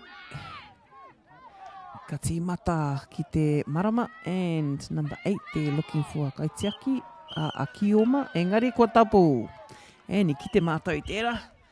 So Upoko give a double to Ngāti Porou. And Upoko saw with the key, 5 seconds to shoot at the tupu. And jump shot there for Upoko. And Ngāti Porou safe. Ngāti Porou feet are in te ao, must be behind the kahara nui. If they are in Kioma. And Taniwha in position. Keanu looking for an option. And back into Ngāti Porou position. Looked for a Kioma and a po. And looked for another po. And Mahue there just missing, just losing control of the key before attempting the tupu manawa. Kaua hoki e ware, player must have 2 rippers on. They must have their flags on when they enter through the roto. They also must catch the key in te ao or in the air. And Ngāti Porou with a po touch. Pā ki te po, pā ki te pāwero. And a tupu manawa for te ao tahi. Kei te piki te wairua, kei te piki anō te mataratana. Upoko looking for an option to hit some tupu wairua. And at the end of the third quarter between Ngāti Porou and te Upoko te Ika. Our score for the third quarter, 18 for Ngāti Porou and 8 for te Upoko te Ika. Mean skill, mean pukena out there on our papatākaro today, and so it should be because we are heading into our finals. So we've got our semis for our Opens and Masters. Both fields looking to gain a position for first, second, third, fourth. Nā reira, koinei ngā tino whiringa, koinei ngā whiringa toa I nāia nei. Ka piki ake te matara, ka piki ake te hihiko. Now will be the time too. So that was quick change over there for Upoko. And Upoko now in Kioma, Ngāti Porou and Taniwha. Kioma will look to accumulate as many po, ki te kohi po rātou. Me kaha kia pai ai te riro I ngā tupu manawa. Engari anō, kaua e tukuna te wera me te... kaua e tukuna te wera kia riro I a koutou, e patu I a koutou. And a tupu manawa for te Upoko te Ika restart from te marama. Kaitiaki will look at a pirotere, but Ngāti Porou will close that down. Ngāti Porou and Taniwha. And still in Taniwha, Tatai will have an attempt for a tupu wairua. And te upoko with the key, looking for passes, looking to offload and save the key. Ko e tukuna ki te tā paparoa. Number 14, still looking for options, but kua takatana haki, ko takitana tihoi. And ripper has come off in te roto, handover for Ngāti Porou. And Ngāti Porou. And now Kioma. Upoko in position. Ooh, and a rip there for Ngāti Porou. And Kaitiaki from Upoko looking for options in te ao. Te ao Kioma. Kei hea koutou Kioma. Kaitiaki's calling you. And e rua. Ka pai. Kia ora te Upoko. Returning the key where the double rip occurred. Ngāti Porou looking for some fire throws at the tupu, intercepted. And tihai, double for Ngāti Porou. Ngāti Porou will attempt at the tupu for a tupu wairua. And just a little bit on the top of, over the top of the tupu. Tātai looking to move the kaitiaki around, throwing it around to the taniwha. Ko puta te ki, te tāpaparoa throw in for Ngāti Porou, straight into te roto. Taniwha will look at moving the kaitiaki around by moving the ki in the roto, passing around, using the shot clock, e rima he kona, whakapau wā. Whakapau haere i te wā, rima he kona, rima whā, toru, rua, kātahi, kā rua. And nice hang time there. That's the longest I've seen the ki in the roto. Ko tupu wairua, ko riro he piro kia Ngāti Porou. And a block from Upoko. And feet must be on side. So if kaitākaro are reaching for the key, if they are on an offside, if the key is in an offside place, but the kioma or the taniwha are onside, they just must keep their feet behind the safe line. And Ngāti Porou with the key going for tupu wairua. And kioma Kisha Waiwai with a double for tūranga for Ngāti Porou. Nice double rips there. A strength for Ngāti Porou.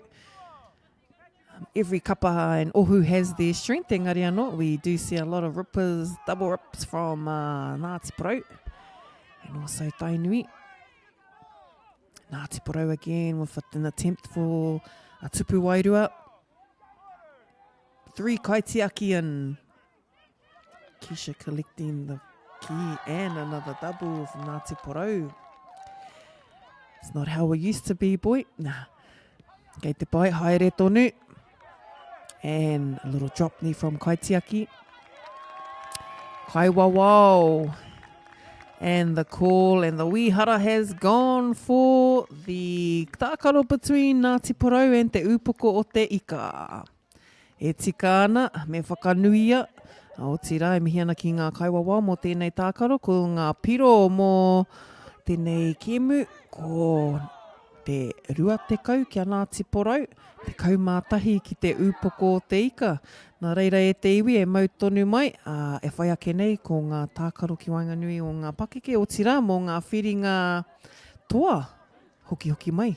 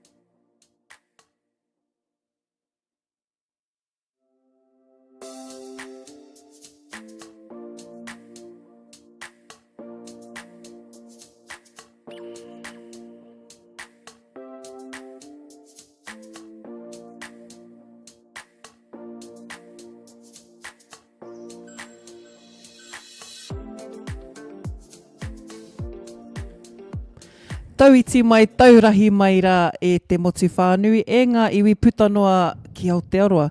Tēnei rā ko hau, ko Shana Butler, tā koutou kai whakapauho, mō tēnei whakataitai, heuria hau no roto o te whārua o Waiohau, o tira no ngā hapu o Patihauhau Ngāti Haka Ngāti Te Whiti. Ki tōku nei taha hoki, ko tētahi o ngā tino toki, tētahi o ngā tino pau me ki, kei te tipu mai tēnei whakatipuranga ki te Kiorahi, mānā no e whakahua kōwai ia, tērā koe. Kia ora, ko Mātauranga te rauna tōku ingoa, aka Junior of the family. So today we're gonna see who's gonna win for Kiorahi, TNAR or Tū Wharetoa. This is gonna be a big night. It's going to be a big night and a big day here down at the Wainui o Mata High School fields. Yep. Our national tournament has been down here for the last 4 days, neha Mātauranga Junior. Aye. And it's been 4 full-on, jam-packed days of Kiorahi. How have you enjoyed your national tournament, Mātauranga? Pretty good. The hype just keeps on coming up and then lowers and then just keeps on coming up. Ooh, the game started. Ka pai, and a good vibe there, and a good vibe down here at Wainui o Mata. And that was a tupu manawa for Tamaki Nui a Rua. I weftaku pāpā. Kia ora, ko tō pāpā tērā ki te kaiwawao. Ai. And another tupu manawa. Ooh, e tahi. Ko tahi. Kia Tamaki Nui a Rua. And Tamaki Nui a Rua come from Rangitane. Ai. And Rangitane have been strong competitors and participants of kaupapa Kiorahi. Ooh, there's already a good stuff from Tane TNAR. Ai, no Rangitane. So, kaha rātou, kua whai piro, tokorimana piro, mo tēnei wā. And kai Kioma looking for Pau. Kai Tiaki, just lost his feet there. Yep. But managed to get the key into te ao. There's a Pau. Whare mako pai wai there. And then in another support, Pau. in pursuit. And there's a out. Just a little lost control there from Thomas. Yep. And intercepted, but yep. gathered by Tū Wharetoa. And then, that hit his head. It hit his head. Ka aroha. Kau e pā ki te māhunga ne, me tūpato. And Tū Wharetoa with the key. Oh, and what was that? That's Taniwha's foot offline on the kaharaiti. And that was a handover to Tamaki Nui a Rua. And Kioma still in position. And then Kaitiaki threw out. Ai, ko tahi te pau. And then he threw it to Kaitiaki. Ka pai. Ooh, Kioma. Let's Fast see. hands. And he went in. And he got the point. Whare mako with a tupu manawa. Let's see. Let's see the replay. Kia ora. Hey, replay. Boom, boom, bullet. That looked good. That did look good, eh, bro? And again, we have a tupu manawa. So I can go to replay. Aye. What about that replay action there now, Junior? I just saw the first thing I saw that made my dad do that call was when he went in, he accidentally juggled once. Ooh, lost control neha? Yeah. Kia ora. See, 4-1-1 from our little ref here. Just schooling his papa up down there on the papatākoro, rāua ko papa ants. He oi, kei te kite, ko puta atu te ki I te tāpaparoa, and a throw-in for Tamaki Nui a Rua. Ooh, whare mako again, but he's lost the flag. And wait. Tupu manawa. How much was that? What? I'm just questioning why they didn't go for him. Aye. No one went in there to get him. Aye. And it's Taniwha's ball. Aye. Kaya Tū Wharetoa, te taniwha I naia nei. Engari kua huri te ki kia Tamaki Nui a Rua. And then he got a pau. Aye. Let's see. Kua pā Arangitane ki te pau. And then another pau. Aye. And still in position. That looked like it was out. And he stepped. Tupu mana. And kōrero. E rua ngā pau. E rua ngā tupu manawa. E rua ngā piro. E rua ngā piro kia tamaki nui a rua. And another piro tere. O kua hatia tērā. Yeah, kai wawau. Senior, hea ha tērā. O, kua kore. Kua kore he tihai. Tūwhare toa. Oh, why did you do that? We'll talk later. Tamaki nui a rua, ko tahi noi ho tō tihai. Only has one ripper on, that's why he was called out. And Roira with an attempt for a tupu wairua. Ooh, he's been a part of your crew too, hasn't he, with the kaiwawao? Oh, matua Roira. Oop, and it's half time. Hey, change over. So there'll be 30. So I'll tell you the times for the quarters. So the first time is 30 seconds, half time's 2 minutes, and then another 30 seconds, and then when that last quarter is done, it's the game. The game's done. Kia ora. Nō reira, i rongo koutou. Kua rongo koutou e te iwi, e te motu. Te tiro ki tūwhare toa e tahi ki TNAR te kaumarua. Ooh, kia kaha tūwhare toa. And we are now in our playoffs, so we are this is the in our second, opens. we're in our second quarter now. Aye, into our minor playoffs. I didn't even see the kick. Ooh, and tino tere. And that's a tupu manawa. Tupu manawa kia Ngāti tūwhare toa. Another one kia tūwhare toa. Ai, kei te kimi te piro tere. Another Piro tere. So that's 2 points to them. Nice.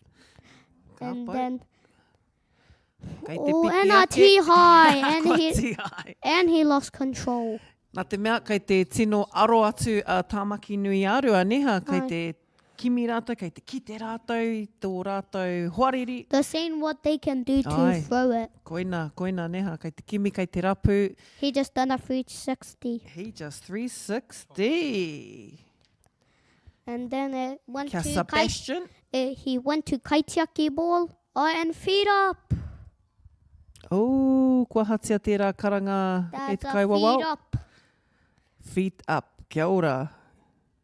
Ne, I piki ngā waiwai. Ai. So that's what you can't do. Ai. Ne, planted neha me tau ngā waiwai ki runga I te papa, ki te whenua. Your feet can only go down. I don't know why they can't go up, but I think it's because they could go farther. Oh, kia ora. He momo tikanga tērā. Me u. Because they can use their knee. Throw in for tūwhare toa. Stolen kioma, kaitiaki out to a kioma and te ao, roera. And that's up. And a tupu manawa. Tereke nā waiwai, roera. Tahi piro kia tūwhare toa. Kia ora. And that's a kaitiaki ball. She blocked it. Oh, kei te haere te wā, tuahine. Poo. And there's heaps of people there. Ai, neha, ki te hoki au I tērā momo. And a tihai. Kua tihai a tūwhare toa. And Tāmaki nui a rua went in Wait, for the rip. There's a double. Wait, what? Ai. What was the call? Aua. Heoi anō, kei te pai, me are tonu rātou ki te kaiwawao. Kei aia te mahi nui. They probably didn't listen at first. Me are nā taringa neha e kai tākaro mā. Aha kua tō mahi nui. And a piro! Ne, kua riro he piro ki Tāmaki nui a rua neha. I pā ki te wairua pēr. Ai, probably. Ai, see, mōhio tēnei kaiwawao. E paurua. Paurua. Ki te... Kua ha, kai te tūtere. Engari kua kore neha reset. Ai. Timata anō, kaute anō. Yep. Heoi anō, kua... that's a out. Kua tino tawhiti te haere ne, tawhiti te ki. Kua hoki mai te ki te pāwero, ki te kaitiaki, kei hea wana ki oma. Kei hea wana ki oma. Anei ke tētahi ki oma tino tere rawa e. I know they can use... Hiakai ana e a roera, hiakai. I know they can just... E hea wana pau, e rua. Rua. Kei te tūna mati a pāpa. Ai. Oh, me, Kua huri rua. hea, ne? Kua hō atu he tupu manawa ki ana te tūwhare toa, ka tika. Ai. E rua ngā tupu manawa ki a rātou. Ai. Kick off, restart from te marama. Kaitiaki, and piro tere ki te koe. Ai. Tino tere tērā.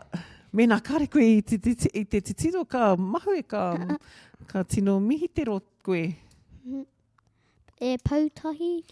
Paitahi, kua tū te mati a te kaiwawau. Mahu e, kua mahu e te ki, kua kore kapo. Okay, let's see. E tī rangi tāne, hea ngā pukenga. Sebastian using the shot clock. Oh, the shot clock might have went out. Ai, ne, nā reira me tere. Oops, what happened? Kia tūpato ngā kaitākaro. Whoop. And good call there, Kahitiaki with the key, back into te ao Kioma. And a rip from Rangitane. Nice. Tūwhare toa with the key, Ai. but handover. There's been a karanga from the kaiwawa. Aroha mai. Handover. Hoki atu. E tā. Heoi anō, ko haere te wā. Hea ngā piro mo tēnei taakaro i tēnei wā e ho? Tūwhare toa catched up. E waru ngā piro mo tūwhare toa for TNAR Takauma whā. Ana, kua ki te rā tātou i te matāra, i te kaha. E mahi te half time. Ai. Half time i nai nei. Kua haurua te wā i nai anei, no reira he wā tēnei hei tuku mihi ki wā tātou kai tautoko.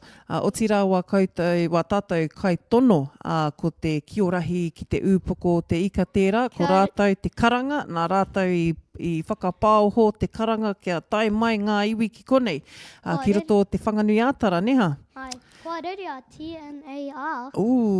Ana, kia kaua rātou koe makarauna, neha? Ai. Koe mau wā. Ka tatai mo tūwhare toa i nai nei. Ana, kia tai mai a tūwhare toa ki runga i te papatākaro.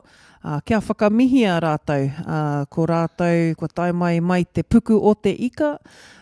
O tira, kua tai mai a Ngāti Porau mai te tai rāwhiti o te ika. Nā reira, ko tino kite te huhua, ko tino kite i ngā mātāwaka kua tai mai ki te whakakanohi i a rātou. O tira, ko tino kaha rātou ki te prakitihi ki roto i ngā rohe, neha? O tira, ko koutou tētahi o rātou, te upoko o te ika? Yes, my dad makes them train a lot. Ai, ko kite i ngā modules, ne? Muri o te kura, he puta mai ki konei, ki te tākaro. Ai. So, kai te tino kaha ngā rohe katoa ki te whakatūtū modules, te whakatūtū tākaro. Kia pakari ai mō enei whakataitai. Nā reira, mautoni mai i te whānau, kei konei ahau, Ashana, Maua ko Mā Tauranga Junior, e kawe nei i te whakataitai. Ka tīmata?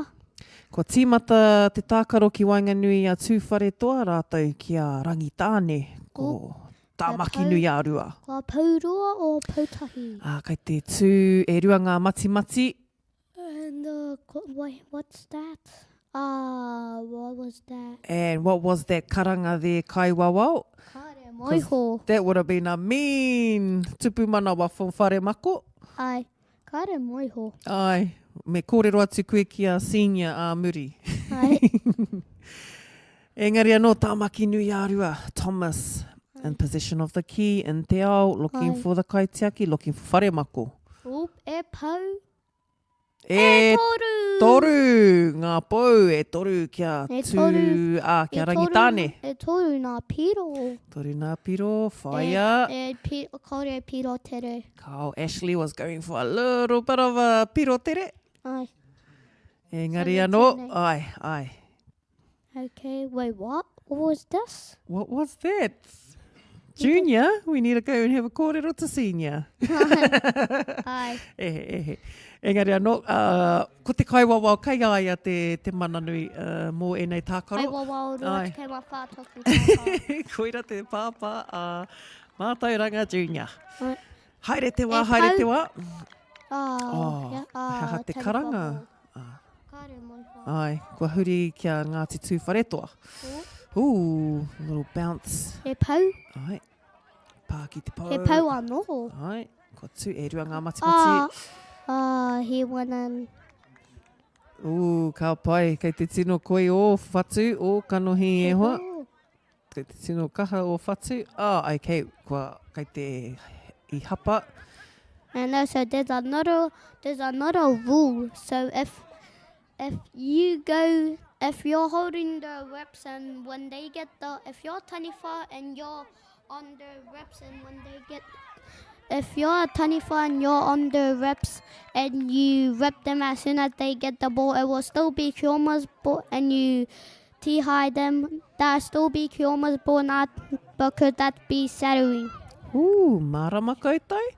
So just some 411 there from our junior ref, explaining to you guys how the game plays on and how you shouldn't be ripping or being so close, and invasive.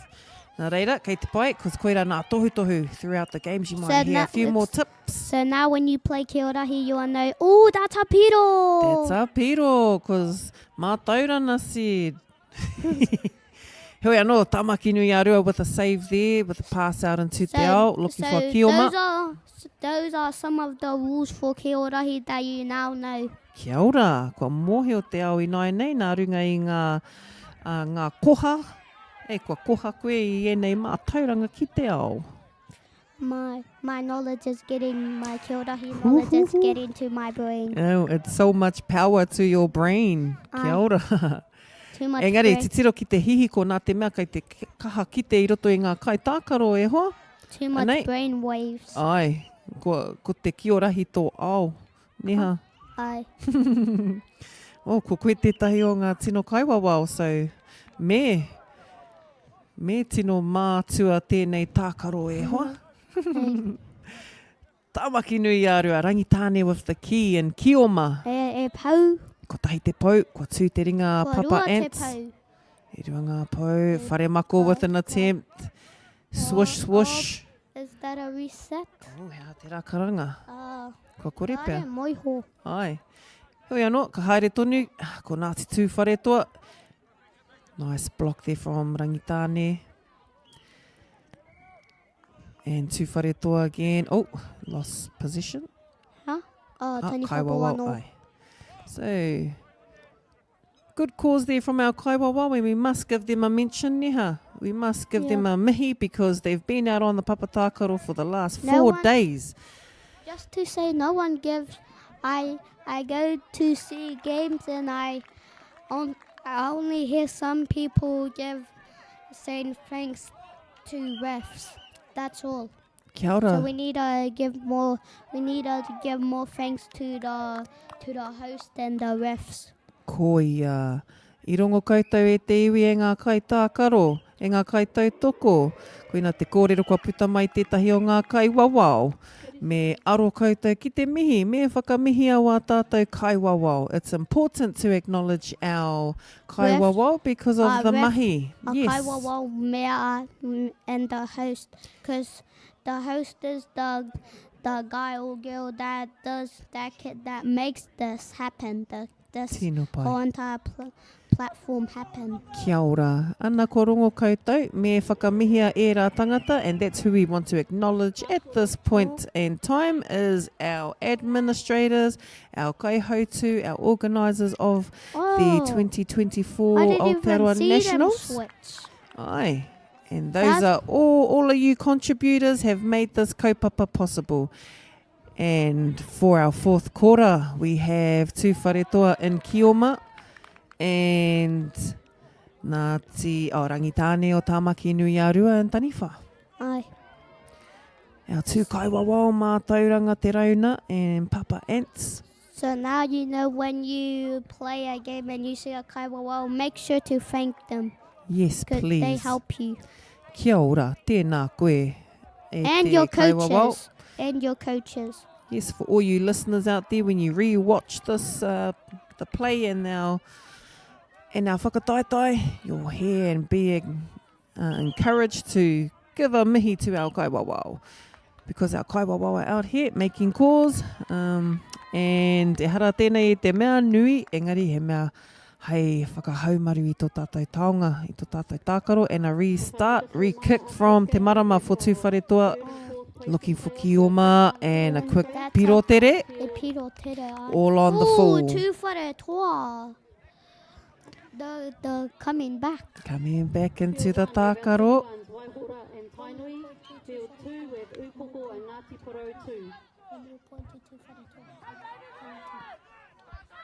Tūwhare toa in possession of the key, and just a little overthrow, and Rangitāne will throw in from the tāpaparoa. Let's see, let's go. Let's throw in, let's see what Rangitāne And can collect. Is that a piro? Kua whai piro a tā maki nui ārua, tupu wairua. E pautahi, e pau anō. Pau anō, tūwhare toa. What, iaha te call? Ai, hea te karanga o te kaiwawao, Papa Ants. Oh, Tūwhare never mind, toa. nothing happened. Oh, Tūwhare Tī toa, ti hai. Hey, He was f- that no pau? he threw it to the kaiti. No he got pau, it just his rip. Tika, so we've had a rip in te roto Ai, tamaki nui ārua.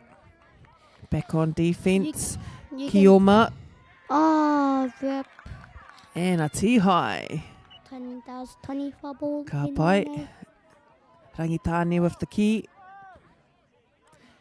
And Rangitāne will take possession for Taniwha, looking at a tupu wairua. Woohoo. Nice. Tupu wairua. Oh, a Ooh, pau. Kua pā ki te pau. A pau anō. Tūwhare toa, e rua ngā pau. And he threw it to the kaitiaki and Ai. another pau. And kua tihai. But we still have e toru ngā pau, Ai. Tupu E manawa. toru. Tupu manawa kia tūwhare toa. Ka titiro. Oh. Ana. Points to tūwhare toa. Ai, kua huri Points. ngā tatai. Rangitāne with a tupu wairua. Let's see. And tūwhare toa. And Kioma, Let's see. kaitiaki. Looking for a Kioma in te ao. Oh, another point to tūwhare toa. Tūwhare toa. Tupu manawa. And Rangitāne Let's see. with an And- attempt at the tupu for a And tupu he wairua. lost.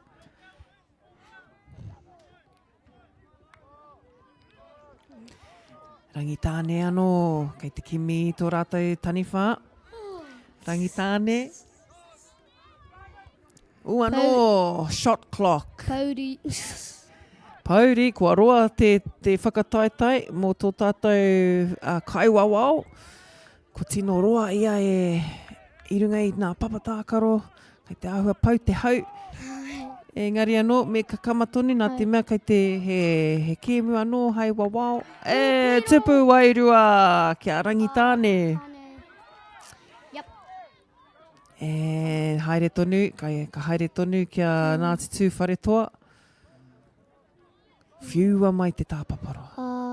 And a nice catch Te there. kaitiaki a tani Ai. whabble. Ka pai Lara, Nā te mate out. ko puta i te tāpaparoa. Ai. Te papa tākaro. Ai. E whare mako, taniwha. Attempt to fight the tupu and he missed. Ai. Good defence. Up in time. And kua pau te wā kia tātou, o tira ki tēnei tākaro ki Wainganui a Tūwhare toa rātou ko Rangitāne, Ka ko tai. ngā piro. Tūwhare toa catched up by a lot. 21 and tāne a TNA a 26. Tūwhare toa catched up by a lot. Ei tēnō i eke, i whai muri, whai kaha hoki a Tūwhare toa i a Rangitāne o no tā maki nui ārua. Is that game? Kua mutura hoki tērā tākaro ki Wainganui a rātou. So as we come to the end of some of our open semis and some of our minor playoffs, we will return with the rest of our playoffs. Nō reira mau tonu mai rā e te iwi. Ka kite.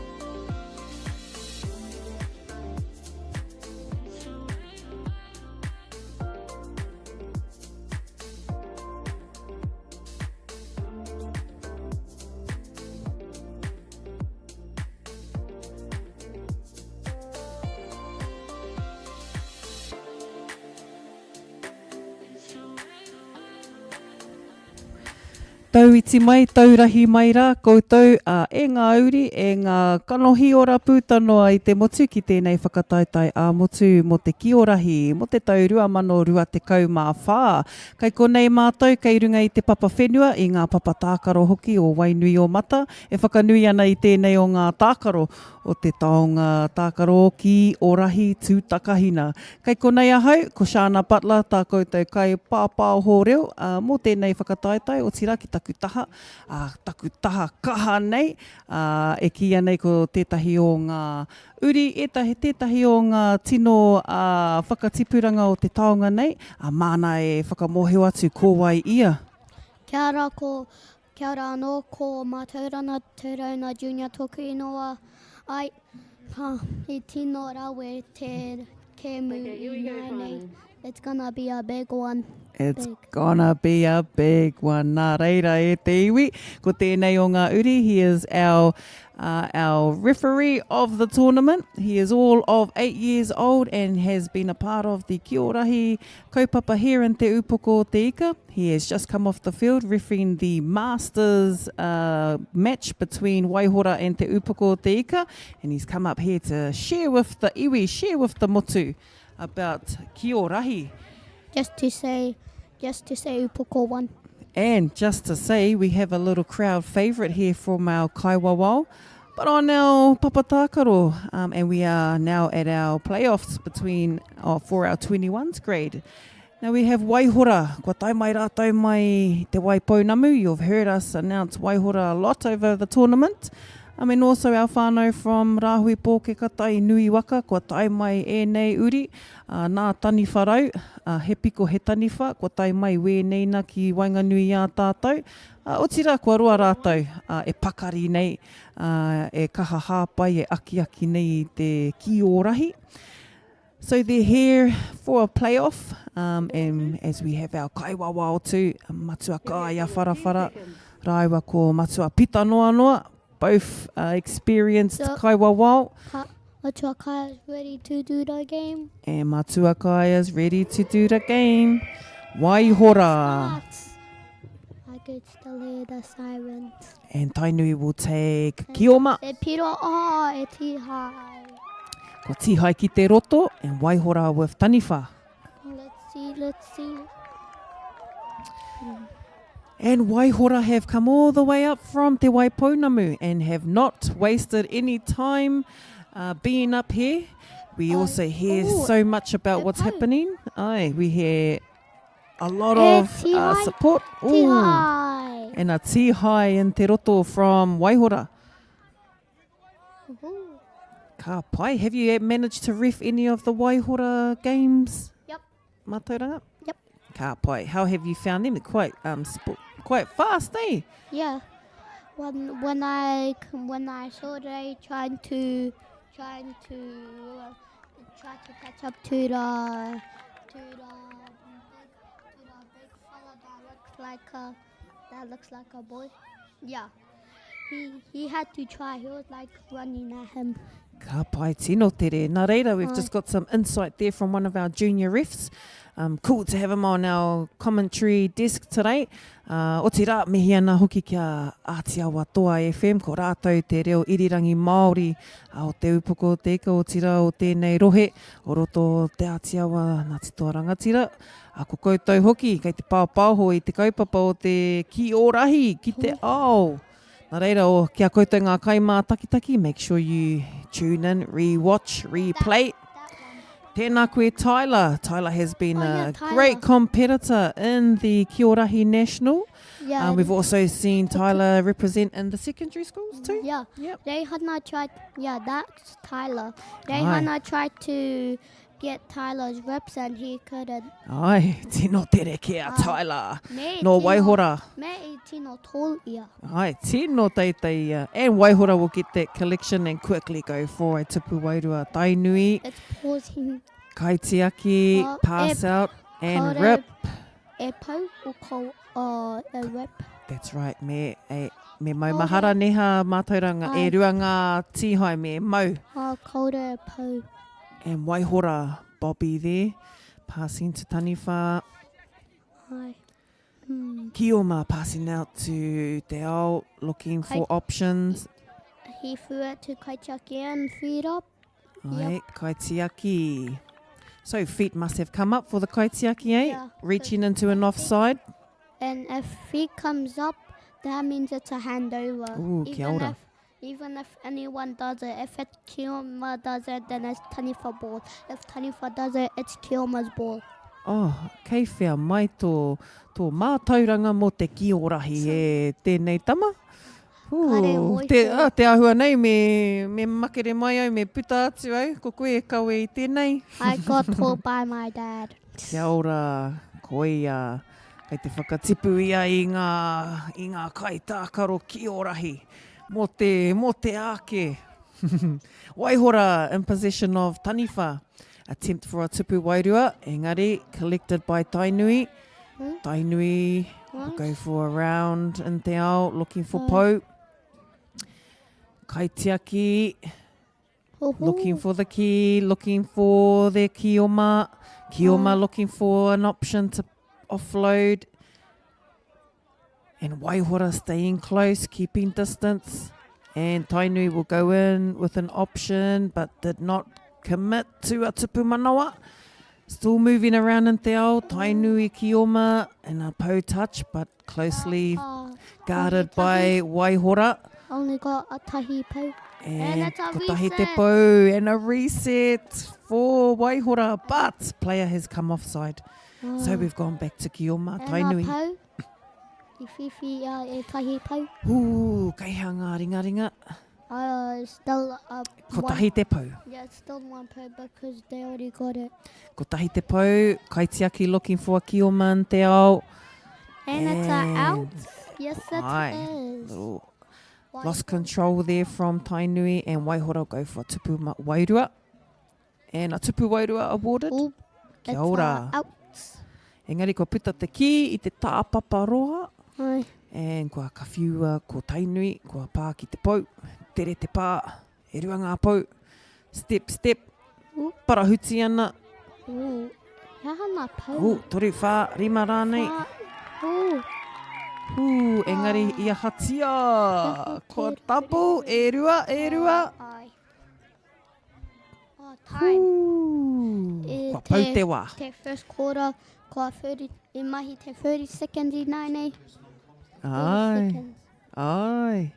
Nā mihi kia koutou. Waihora, kua huri nāia nei, hei Kioma. Ko Tainui, rāhui pōkeka, kua huri. Rātou hei Taniwha. Nā reira, e te iwi, ko māua ēnei, ko Shana Butler tētahi o ngā kaikawe kōrero, ko humai, ko... Mātaurana Junior toku I e tahi. Kia ora, ko ia tētahi o ngā kaikawe kōrero. Otira, ko ia tētahi o ngā kaiwawao, kua riro I aia, te kaiwawao o te tōna mana. We have our referee of the tournament sitting right next to me. Privileged I am. Also dropping knowledge bombs of kiorahi. Kei te whāngai ki te ao I wana pukenga. E tihai. Tēnō tihai ki te roto. Taken by Tainui. Nice little stretch jump shot there from Tainui. Kai tākaro Mitchell Headley. Woohoo. And signalling, kai Waihora Kaitiaki signalling, kei te wātea ia, te kaumā ono.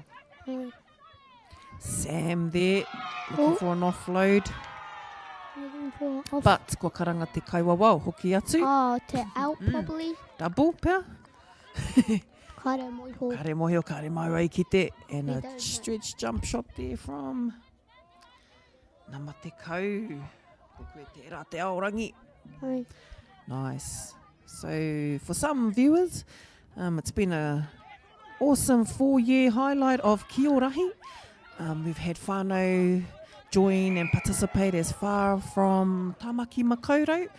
We had Haukere join us. If you guys know kiorahi, ka pai. If you don't know, you guys still ka pai. Because you've still got time to learn, neha. Yeah. Neha mātauranga. If you're a kid, you still got time. But if you're a teenager, you got a little bit time. If you're an adult, no. Hey. Kei pau te wā pēr ki a koutou masters. Karekau. Te ahua nei, me tai mai. Look, there's a space there for the masters now. We can put the masters on the papatākaro e hoa. So, aha koa, mena ka kroua koe, ka taia tonu koe. Yeah. So you kids like me, you guys, if you guys don't know Kiorahi, you guys can try to get you can try to get help by people. Ka pai. Or you can watch the replays, neha. Yeah, you Jump can. on the Aotearoa YouTube channel, find the Tuarahi tournament, come and have whakarongo. And then you can have a whakarono and then you can play. Kia ora. And then Mātauranga here will be your referee.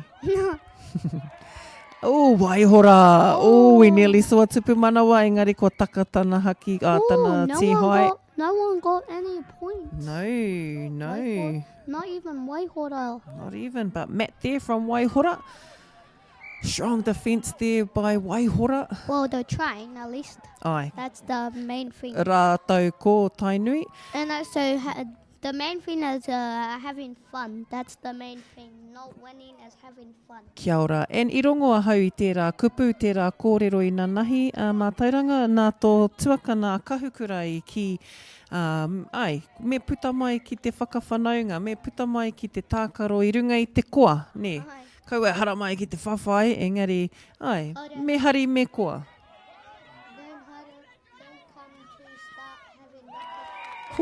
Me koa, titiro me koa nā te mea i riro i tēnei tama, te kauma ono i te tupu manawa. Sam Mean, he just got through those defense mata. Uis. Tēnō pai. Tēnō pai. Anei anō hoki tēnei tanakta. Kua riro anō, kai te koa anō hoki a matua. 47 kia Matt. Matt rāua ko Sam, he brothers. Kua riro he piro kia tainui. Kua riro hoki ki Waihora.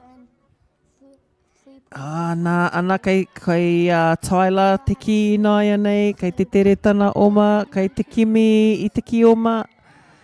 And kai te kite hoki kua riro i a tainui te ki. Kai te kite a Waihora, kua pā ki te pou.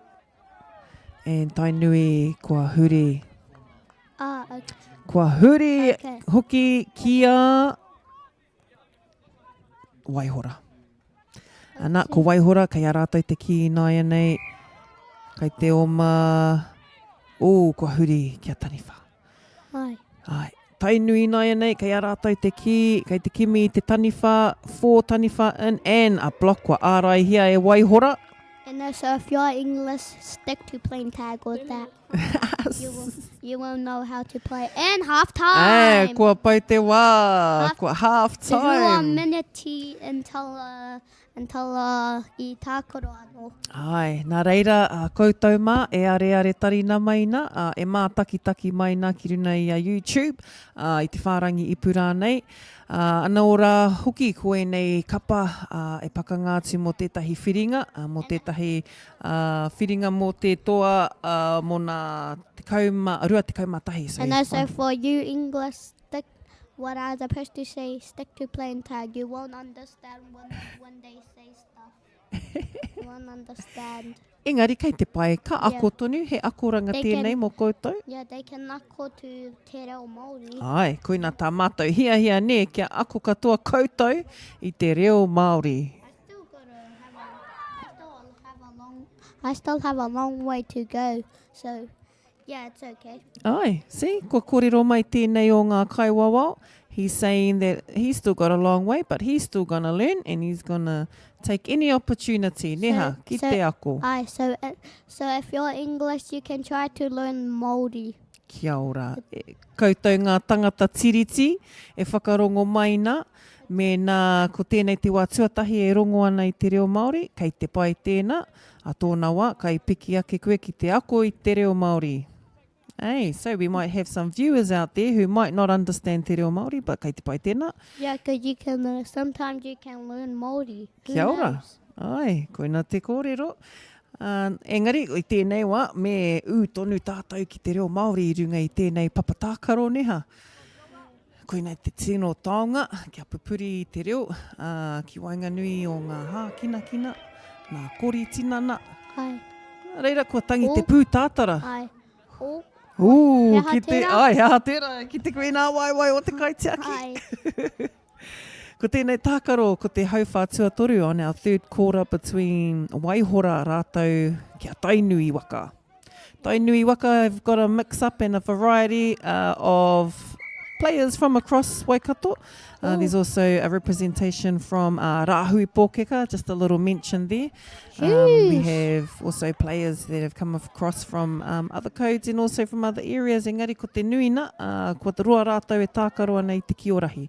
Mihi ana hoki kia Matua Orakihi. Matua Ords has also been a part of the kaupapa mai rāno. Otira, kei te kaha tonu ia ki te heri mai enei o ngā whakatipu, bringing the descendants back to the rahi papatākaro, back to the kaupapa, and also been a strong advocate in the Waikato rohe. Nā reira, koutou, Matua Ords, koutou koto kāhui, mean. Hold on, I'm gonna be right back. I need to wash my hands. Ko hoki atu tā tātou kaiwawao. Tōna wā hoki mai ia. But we've got Tainui in Kioma and Waihora are still in Taniwha, and the Tupu Manawa attempt and the Kaiwawao will award the Tupu Manawa kia Tainui. Mean Kaitiaki.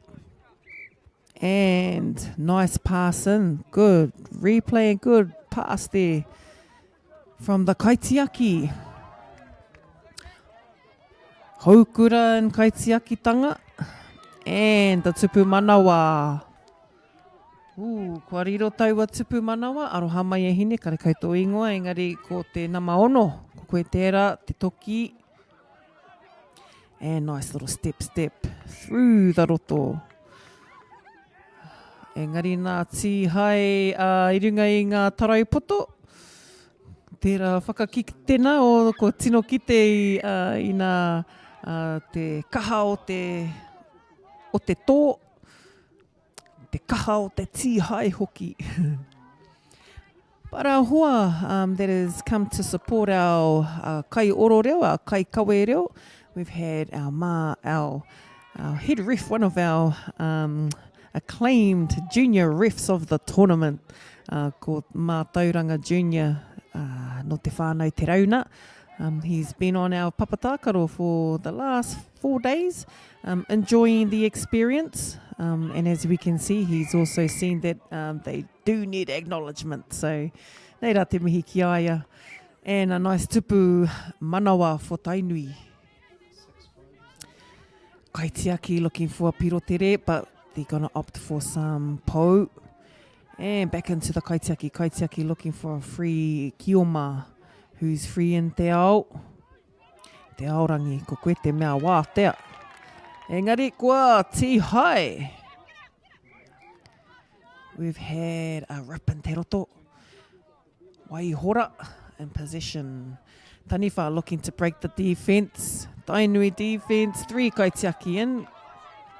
And Tainui will go for a quick tahi te pou, ko tahi te tupu manawa. Restart, re-kick from te marama. And to the Kaitiaki. Can the Kaitiaki get the key out on the full? Just a little overthrow there. And throw in from Waihora. Waihora will look for a Taniwha. Look at trying to use the shot clock. Ko hoki mai ta tātou hoa. Anei rā ko ta tātou kaiwawao mo te tōna mana. I'm back. Ko hoki mai a Mā Tauranga Junior ki te whakapāoho kia koutou. Tēnei o ngā tākaro o te Kiorahi. Ai. Kiorahi has been resurging and has been around our papatākaro for a very long time now. No, we are like, way and truly past. Like 16 or 15 or 20 years. 20 years plus. Kua tino roa tēnei tākaro, e hara I te mea he tākaro hou. This platform has been on for so long. Tika tēnā. Ana. And Waihora looking to get back on defence. Tainui on attack, as in Kioma. Kaitiaki looking for a free Kioma. Pā ki te pou. Pā ki te pou. And haiaha te pau. Haere tō tika ki te pāwero. And a tupu manawa for Tainui. Oh. Tainui managed to get through the roto. Didn't cross the ara. Hoi anō, kua huri te wā. Kua pau te wā mō tēnei rauna o tira tēnei tākaro. E toi tū ana. Te tākaro, ai, toi tū te tiriti, toi tū taonga tākaro. Kei konei tonu a waihora e tākaro atu ana, kia Tainui. Toi tū te reo Māori. Toi tū te reo Māori, toi tū te Kiorahi. Ai. Toi tū te iwi Māori hoki.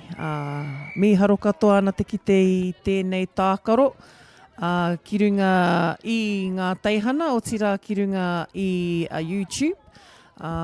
Me te Facebook. Ai, kia puka mata hoki. I tēnei wā tonu, kei te whakapāoho atu kia koutou, ko te whaiti, ko ngā whiringa toa hoki. So we are into the 21 Opens and Masters finals. Ko mutu te Masters i naine. Ko mutu te tākaro o ngā Masters, so we are just heading up towards our finals. And just as we're heading into our finals, we're also getting a bit of tamanui te rā back on our papa tākaro. Kua whiti mai, kei te nuku ngā kapua, and Waihora looking to give a little boost, a little pop off to the Kioma from Waihora. Woohoo! Kei whea mai rā koutou. Man, that was 4.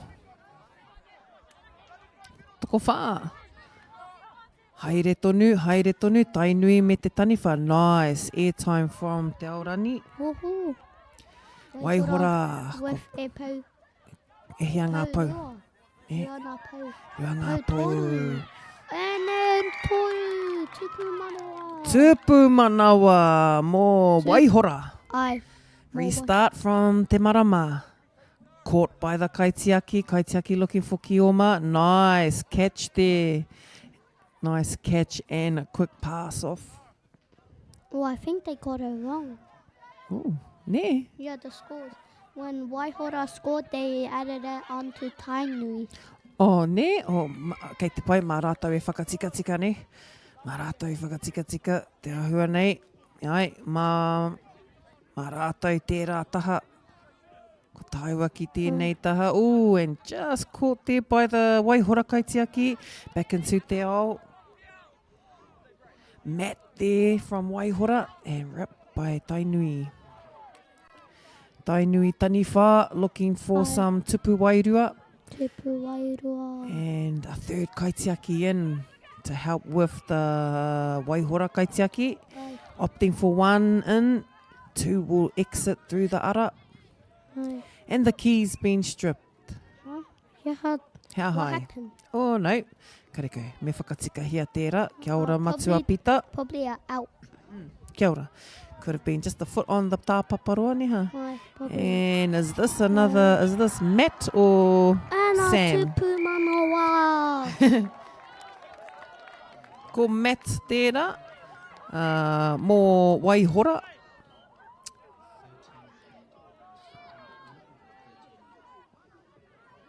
Kia ora Waihora. Kua riro anō he tupu manawa kia Waihora.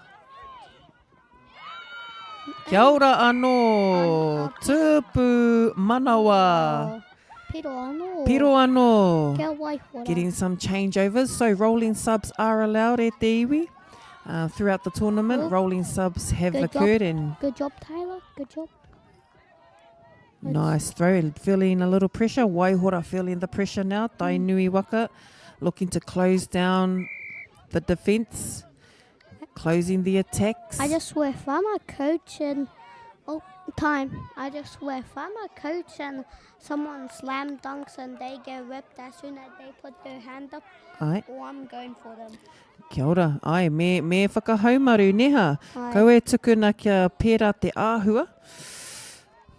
Heoi anō, koe nei te pakanga o te papa tākaro neha.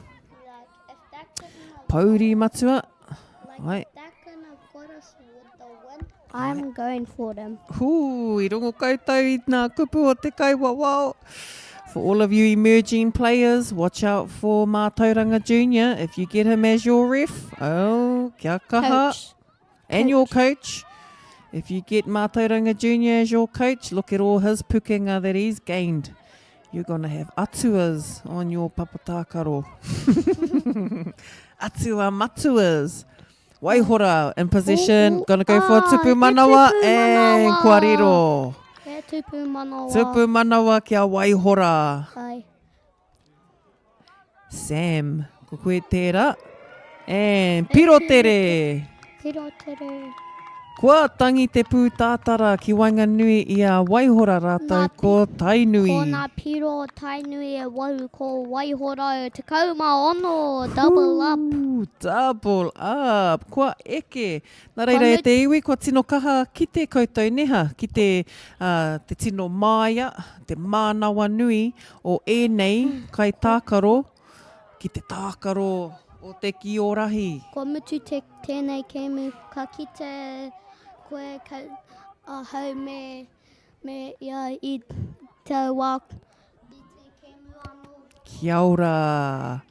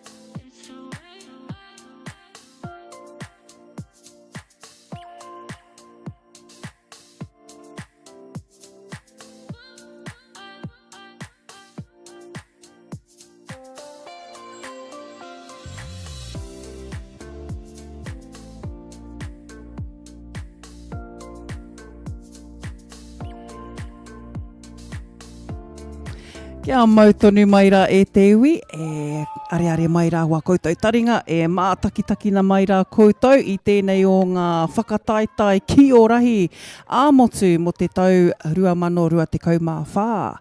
Kei konei rā mātou, ki runga i te papa whenua o Wainui o Mata, kei raro i te haumarutanga o Puke Atua, anō hoki kei runga i te kaupapa, ko te rahi tūtaka hina, te kaupapa o te rā nei. E te iwi, kei konei ahau, ko Shana Bala tā koutou kaikawe reo, kaikawe kōrero mo tēnei whakataitai ki taku taha ko Mātauranga Junior te rauna. Tēnā koe.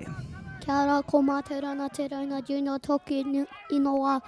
Tēnei wā te finals ko Upoko me TMAR.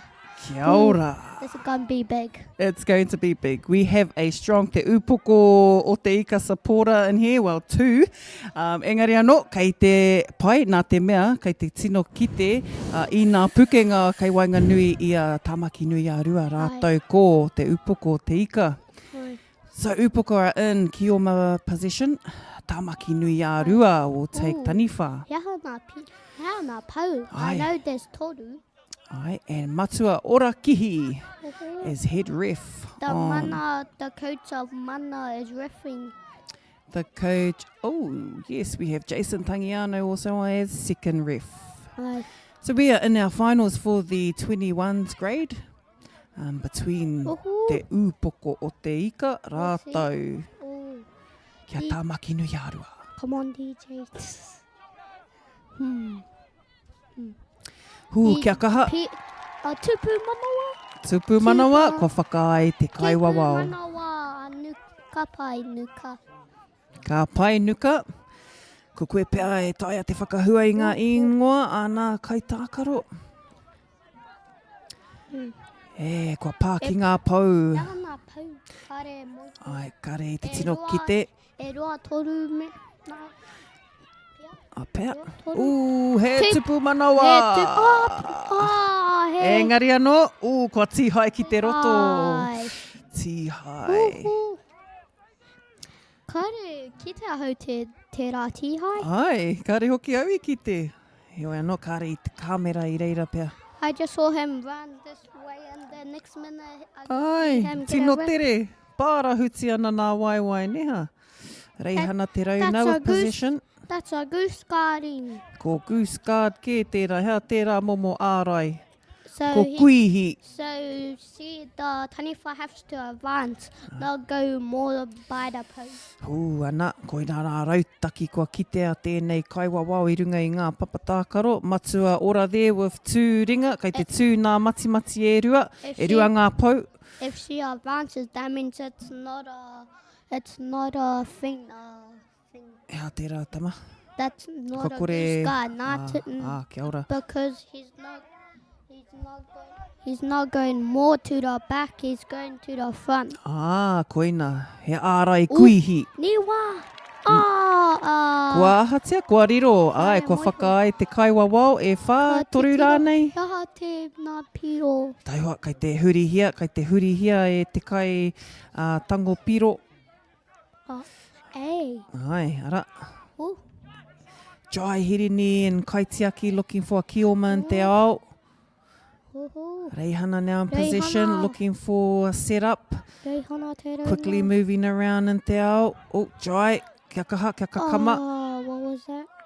And just a little lost control there, but his feet were able to still be in te pāwero. I don't know. Tamaki nui arua, must retreat, get back on side into te roto. I did not know what happened there. Well, ko te kaitākaro, kare I te mau ana tihai. Just got a player still in play and hasn't released the key. Upoko got 7. Ai, kua piki ake ngā piro, engari anō, kei te tū te mati a te kaiwawao. Ko tahi te pau kei runga I te papa, ko tahi te pau, kua hatia nuka. Kua riro. Ai. Tupu manawa. Engari anō, kaiwawao. Wait, what? Kei te karangahia, he reo āwhina, Okay. Ai, kua hotu te tupu manawa. Kua hopu te ki. Kua whiua atu. Kei te upoko tonu. DJ te koro. DJ. Ko DJ Nuka's our little brother. Ai, ko te teina nuka. Uhu. Ko tupu manawa ki te upoko o te ika. Ai, tupu manawa. Tupu manawa ki te upoko, kua hupukina e te kaitiaki, but no piro tere. Ah. Tupu wairua. And a quick rip there from the kaitiaki. Niwa got the ball, but then Tika. Ai. got it. Hū, And tere then ke. time. Kua mutu te hauwha tuatahi. Ai. End of first quarter between Upoko o te ika and Tamaki Next Nui a Rua. this- 14. Next is second quarter. And so far, Upoko is winning by a landslide of 14. Hū, he momo landslide ke tērā. Kua nuku te whenua ki konei ki runga i a Wainui o mata. The wind wanted to play. God wanted to play with them. Ai, tika. Ko whana anō te ki, Tamaki Nui a Rua now in Kioma. Upoko in Tani wha. Ko wai tērā. Ai, ko koe te mea mōhio ki tēnei rōpū. Hū, and... ko Tamaki Nui a Rua. Ai. That person. Ai. Anō hoki ko te karanga te kaiwawao, kai te mea tukia hoki atu ki te tāpaparoa. Mā rangitāne e whiu. Te pautahi. Ai, pautahi. And kore Ko ti hai. And Upoko with a little low jump shot there, just looking at trying to aim for the centre of the tupu. Ai. Mindful not to do head shots, neha. They tried not to do headshots, and that's why they can't get any points. Kia ora. E rā whakaneke-neke, ne? If they try to do headshots, then that means there'll probably be a handover or a piro to the other team. Kua mārama koutou i nāia nei e te motu. Kei te rongo i nā kōrero. I don't know if there will be another piro, if it will be a piro to the other team, but I know might be a handover if it was a headshot or a warning. Ai, tērā pia, ai, kei te kaiwa wao. It's a out. Kua puta te ki te tāpaparoa. Ai, Upoko kei a wai. ka. Ai, mā upoko e whiu, engari kua mau e rangitāne. Rangitāne have been strong also in Kiorahi. For those viewers or those who may be wanting to play a little Kiorahi in the area, the Waipukuro, the Dannyburg area, anei tētahi kapa, anei tētahi ohu mā koutou. Rangitāne o Tāmaki Nui a Rua have regular Kiorahi kaupapa. Oh. Be ready and be free for the next kaupapas coming up. And just to acknowledge a lot of our kaupapa Māori we've had throughout the week, throughout the month. And Kiorahi just adding to this. And a rip from Jai Hirini. Rangitāne missed out on a tupu manawa. And nice centre shot there. And Kaya from Rangitāne. Mean block, mean kaitiakitanga e te tuahine. Mean passes too. She's had some kaha as the throws. TNAR hasn't got a single point. Ai, kāre anō kua And it's Upoko. Rāmiha looking for a taniwha. Nice block there from Kaya. Rangitāne brought in an extra kaitiaki. And as we're seeing on the field here, it's a little bit of an angle up on from our view. But what we can see is some of the kaitiaki not necessarily going right up to the tupu, but keeping an angle, just keeping an eye on those rebounds. Hey, the rebound for those tupu wairuas. Oh. TNAR. Ai, kia kaha. Oh, and two Upoko players just head there. Almost. Almost. Wait, let's see the replay. Bit of a replay. Ooh, two Upoko players. Ooh, shoulder to shoulder. And a rip there though. So, pai, mean. For the cause. Kāre kai, ko tihai a Upoko i a rātou.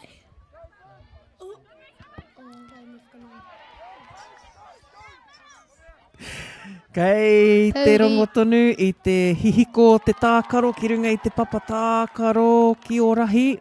Bodhi, I was about to yawn. Oi we, kei te pai.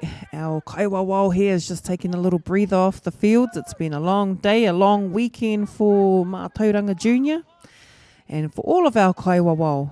And as mentioned, we want to acknowledge you all, to our scorers, to our host, to our coaches, our managers, to our water bottle carriers, to our physios, To our guys that gets the cheers. to all of the kai hapai, all of the everyone. chair carriers, To everyone. lunch makers. To the other team. Tika, we see you all e te whānau. You've all made it happen for our Kiorahi. Appreciate everyone. Kia ora, yes. Mātauranga and I appreciate you all e te whānau for carrying our taonga tākaro to where it is now. And we want to also thank you to all of our sponsors. We've had a lot of you who have come from, who are local sponsors in your areas. Now to sponsor.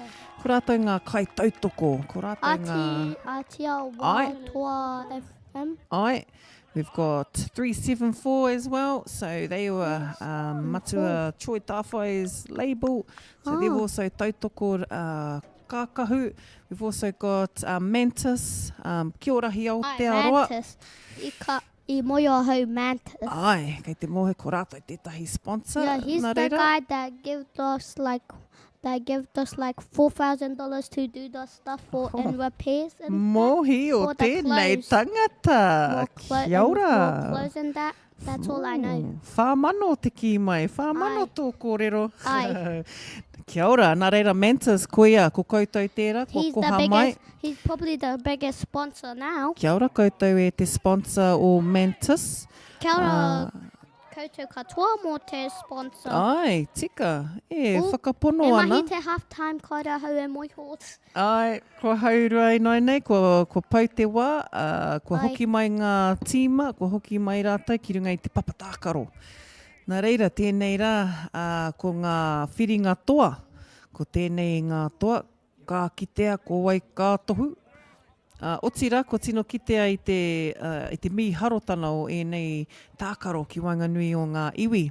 So this is what the great thing about having a national tournament is that we get to carry on outside of the school tournaments. And if you win a game, tell them you done great. Don't just say GG's loser. Ka Don't pai. say that. Ai, whakanuia ne, me whakanuia, me Don't- whakamanahia. Don't whakaiti. Ai, koina, me whakamanahia, me tautokohia, neha. See, nā kupu mai I te wise. A word from the wise over here. And we're starting off our third quarter with Upoko and Kioma and Rangitane and Me taniwha. Taniwha. Kia ora. You're joined here with myself, Shana Butler, and... Me ahau Mātauranga Te Rauna Junior. Kia ora. Kei konei maua e kawe nei I te kaupapa o te whakataitai Kiorahi Aotearoa mo te taurua manorua te kaumawha. Covering your Aotearoa Kiorahi Nationals for this year, hosted by Kiorahi ki te upoko o te ika. This is probably going to be my first and last time doing this. Oh, koira ōna whakaro e te iwi, koina ōna whakaro. Kare moiho, I could do it again. Ai, ne, Ai, mena te I could do rapea, it kei again. pōti te motu. Ai, Kei, I could do it kei again. vote te motu, hoki mai Mātauranga Junior, hoki mai ki te reo, ki te I'm just kawe I te gonna- oro reo. I'm just gonna see, look on this and I see, and I look on the comments. Come back. So viewers, if you give us some comments and give us some likes, That'd be very helpful. Yeah, let's get Mātauranga Junior back onto the commentators list, eh? Hoki atu ki te tākaro in our third quarter between te upoko o te ika. Me tēnā TNAR. Ai, no hea rātou? No No, rangitāne. Rangitane. Ai, no tāmaki nui ārua rātou. Nā piro mō upoko. Ho, ho, ho. Hu hu hu. Hu hu hu, and a nice slip and slide. Tiro ki Ki nā te roto. Tiro ki nā piro Ai, mō kei te upoko. kite. Te kauma iwa mō upoko. Kei te kite. Hoi anō, kai te aro tonu ki te tākaro e mātauranga, nā te mea kai te kohi haere a upoko i ngā pou. Kua whiua ki te kaitiaki, kua kite te kaitiaki, anei te puare, anei he puare. Kua riro hoki te tupu manawa. Restart from te marama. Ai. And E piro, piro tere. Tino rawa te tere o tēnā kāre au I ki te re. I didn't even... That was probably the fastest of 5.7. Tino tere tērā kāre hoki au I ki te tama. Ai. Upoko and te ao collecting pou. Engari kāre a rangi tāne I te hiahia kia riro anō I tētahi pou. Ai. Kei a jai te poro. Kei a jai te ke. E tupu mana. Ko tupu mana wahia. Tahi Kua kore. piro ka I pirani a hau te titiro kia upoko te 24 nil. Kei patua e te whakamā. Engari anō a upoko kai te kimi rātou I o rātou puare. Ko ai te kairiro e aua. Kai te aki. Ko Jaime. And then it changed to Amani. Ko Amani nāia nei. Rua te kaumā ono mō upoko. Upoko a teika. Kei te kite a reihana. Kei te mautonu I wana tīhai. He probably left that because that was a pou. Ai. Engari, kaha tonu aia? Ko te tīhai. Kare kaitara tīhai. Aroha, kua toru ngā kaitiaki ki te pāwero nai nei. Tā nenu a Tāmaki nui ārua. Went for a tupu wairua. Ai. I nai nei, kua puta hoki a tamanui te rā. Nā te kaha o te rā, kua rongo I nā hihiri. I rono te rani kia hau. He roa te rangi, tika hoki. Kāre I panuku ki te tupu manawa. Kua huri hai, kua huri te ki kia rangitāne. Ai.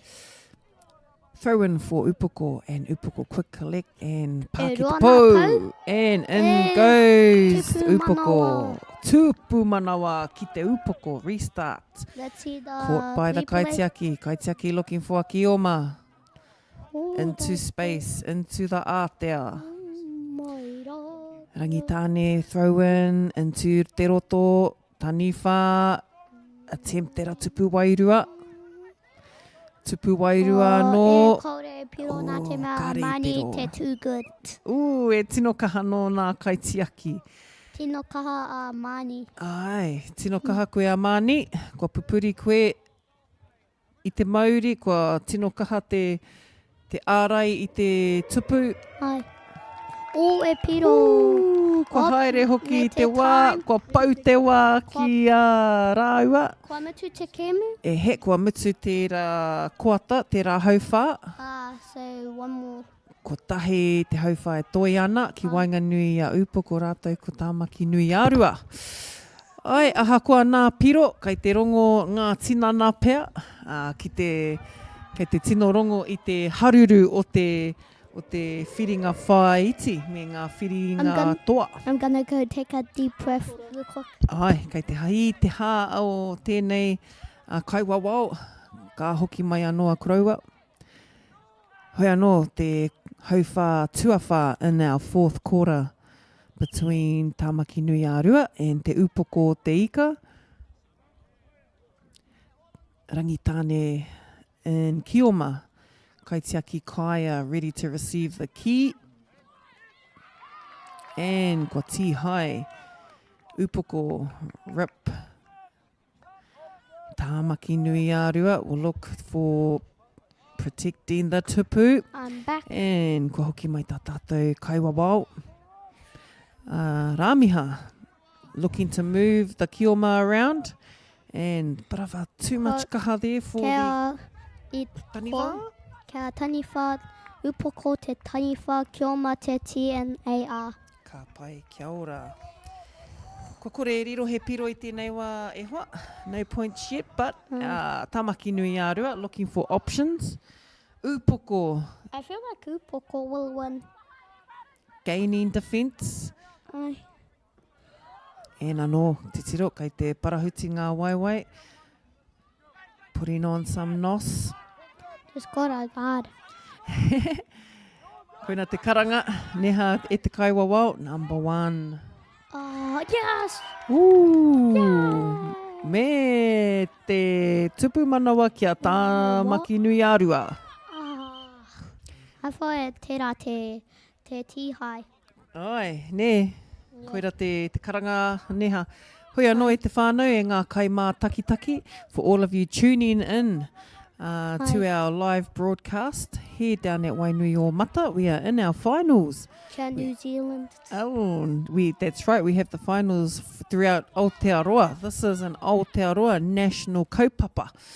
Nā reira, you are seeing some of the best throughout the nation. We've also got some really good representatives down here.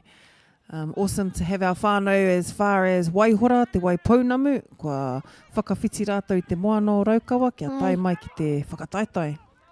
So how cool is that, eh? Mātauranga that we've got some teams that have come so far. Yeah.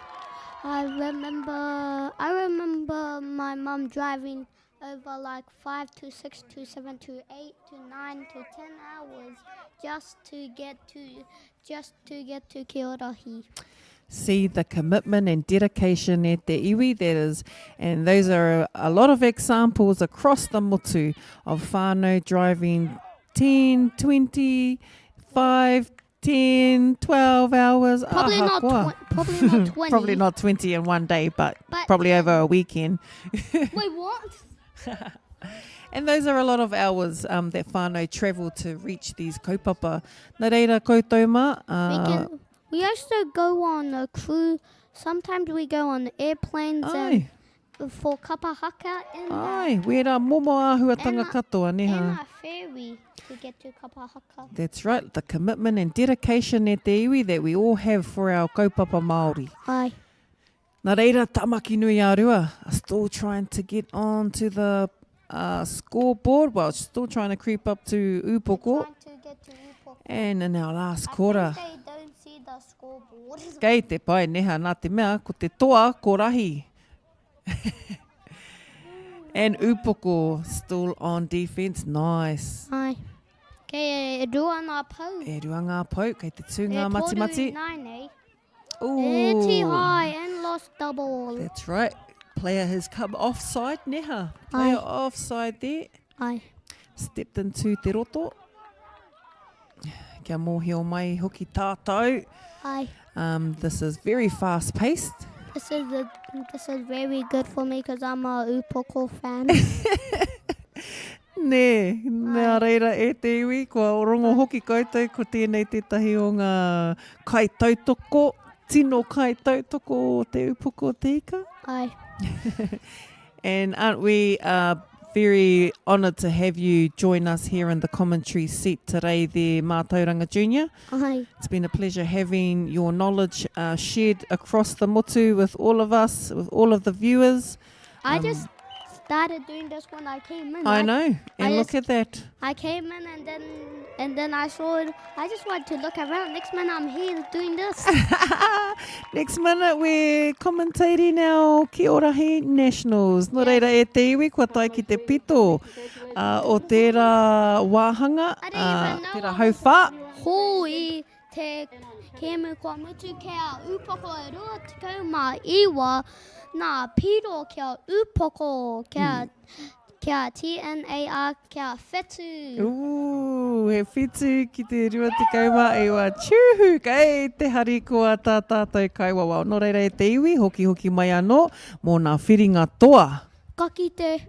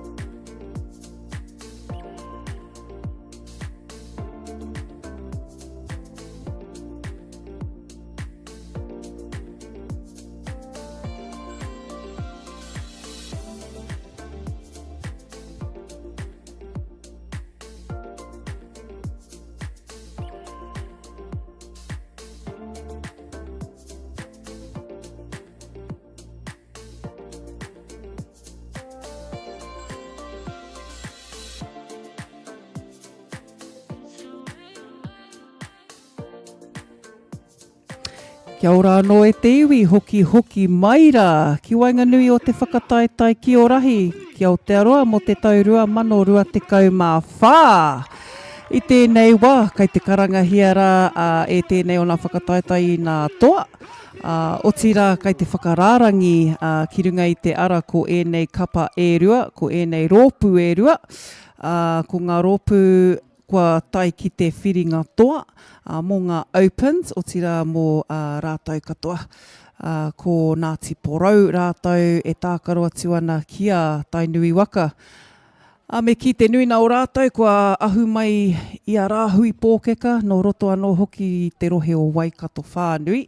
E hara i te mea ka ki atu, ka ki no tētahi kāinga kotahi, engari no nā tōpito, no nā piko o Waikato. Nā reira, rātou, kua tai ki te mura o te ahi anō hoki ki runga i tēnei whiringa toa.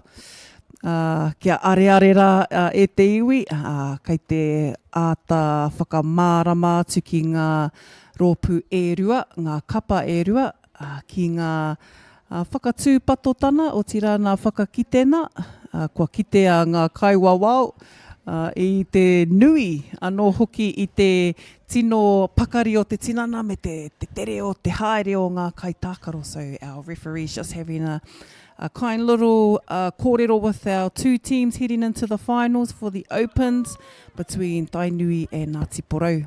Kua hau tēnei, ko Shana Butler, te o tā koutou kai whakapāho mō tēnei kaupapa o te Kiorahi Aotearoa.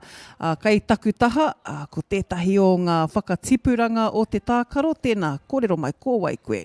Kia ora, ko Mātauranga Te Rauna Junior tōku ingoa. Ai, te last finals mō te 21s, tēnei nā mō te Opens. Ana, kua rongo koutou e te iwi.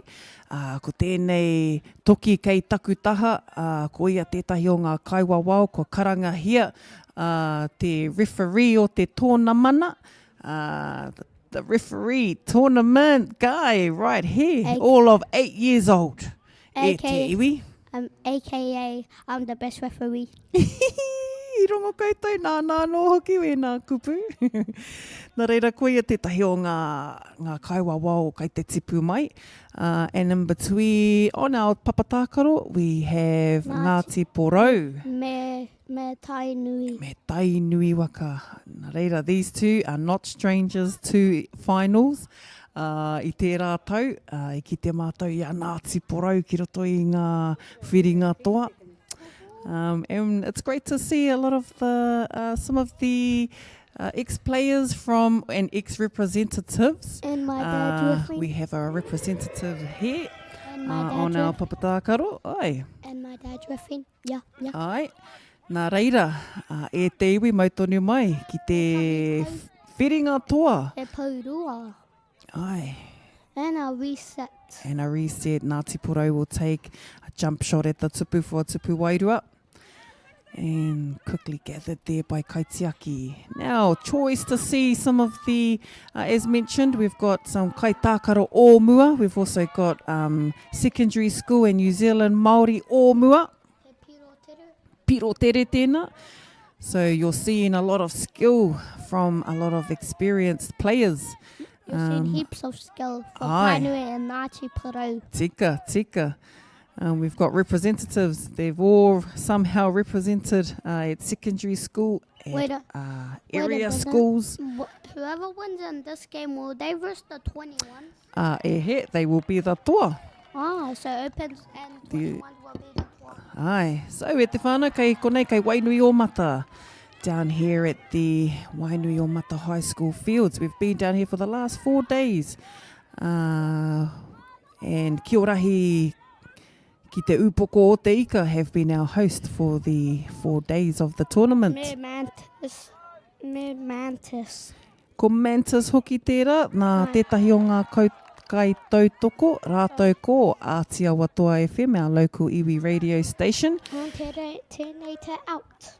And ko tēnei tahi o ngā kai wawao, kai takutaha, ko Mātauranga Junior tēnei. Ko te tama, Mātauranga Senior, tētahi o ngā kai wawao, kai runga i te papatākaro. We also joined by Matua Mātauranga is 4 other kaiwawao I runga I te papa. My dad's the best kaiwawau. And ka aroha. We have had Tainui go for a rip of taniwha, but Ooh. kaitiaki feet have come offside. So, play on te karanga o te kaiwawao. Tātai. Ooh. And a nice little air shot there from Awanui. Deep breath. Yeah, hold on, I'm going to take a deep breath again. Hi te hā e te kaiwawao. Matua is just taking a little deep breath there. Can be intense when we're on to a finals. Tainui, especially between Ngāti Porou and Tainui. Diamond there, looking to get away from Tātai. And a tupu manawa kia Tainui waka. Restart for Tainui. And Tainui will look to the kaitiaki. Kaitiaki being intercepted by Tātai. Going for a jump shot, but feet were offside and that tupu wairua would not have been counted for. Hua no, kai te tū toni te ringa o te kaiwawao. Kai te tū te mati. Number 3. Ooh, and kai tākaro. Ripped in te roto. Lost the ripper in te roto. Play on for Ngāti Porou. Looking at a lower hit to the tupu. And Tainui kaitiaki drop. I am back. Double knee drop. Kua hoki mai ta tātou kaiwawao o te tōna mana. Nā reira, Ngāti Porou, kei te kimi tētahi tupu wairua. Back on defence, Autumn Collins queuing to their, to Ariki, you got that. Tainui accumulating po, picking up po, and Tainui offload. Right. Luki tērā, mai a Tainui and a rip. But And we I just have And, a rip in. and I just heard the Te ao. Hontai crowd say, yeah! Ko rongo hoki tātai neha I te korongo I te iwi. Hi. And we've got a good turnout down here from our local supporters and some of our whānau who have come to support their whānau. Trinity with their tupu manawa. Ah. Luki with a restart kick from Te Marama. Tainui in possession. Ko pā ki te pou. And all players out. Tainui still in Kioma. Hi. Ngāti Porou looking to close the defence. And ko tani te Ko pūtata. tani te pere mō tēnei kora te toru hikona. Toru he kona tika tēnā e hoa. Tēnā kōrero hea mai hea nā piro. Ko Ngāti Porou e ono nā piro, ko Tainui e ono nā piro. Hū. Te tai. He tai tērā, e rua. They have the same points. We're heading up for a tie. We've got 6 all. Inai nei ko Ngāti Porou kia Kioma. Ko Tainui. I'm gonna be back. I'm gonna get a water. Ai, kua hoki mai a mātauranga. Kei te āhua wera te waha. Hoki mai anō. Ki te tākaro nei, te hauwhā tuarua. Second quarter between Ngāti Porou and Tainui for the open final. Day 4 down here at Wainuiomata High School with an awesome display of Kiorahi skill set, seeing the pūrākau in action once again, seeing Tiarakura Pakewai tactics, seeing Rahi Tūtaka Hina in form, seeing Utumai, seeing the lashes of Utumai on the papatākaro. So mean to see anei tēnei taonga e whakaarahia mō tēnei tau. So our 2024 host, Kiorahi ki te upoko o te ika, have kindly opened their fields up to the motu so that we can have our tournament down here in Te Whanganui-a-Tara, supported too by our local iwi radio station Aotearoa Kiorahi. Ngāti Porou with the key. Kioma, offload, number 1 will continue for a tupu manawa. Committed. Committed to the tupu manawa. Mean mahue, ko koe tērā, kāre koe I mataku. You haven't been mataku for any parts. And kāre ia hei. Just had a foot offline there. Ngāti Porou and Kioma, ripped by Tani... Oh, Tainui. Ai, te Tani Wharau. Ngāti Porou with a stretch out to the po and intercepted by Tainui, looking for Taniwha. Oh, it looks like they do have their choice of Taniwha for the roto. And ara, nā wai para huti o nā kaupoi o te taira whiti. I eke te kaupoi rā ki wana, I eke. Kua huri nai nei, tīni, ko te aotahi tērā, kua uru mai ko tātai. And Ngāti Porou still on the board. Tainui. Tainui, kei te aha.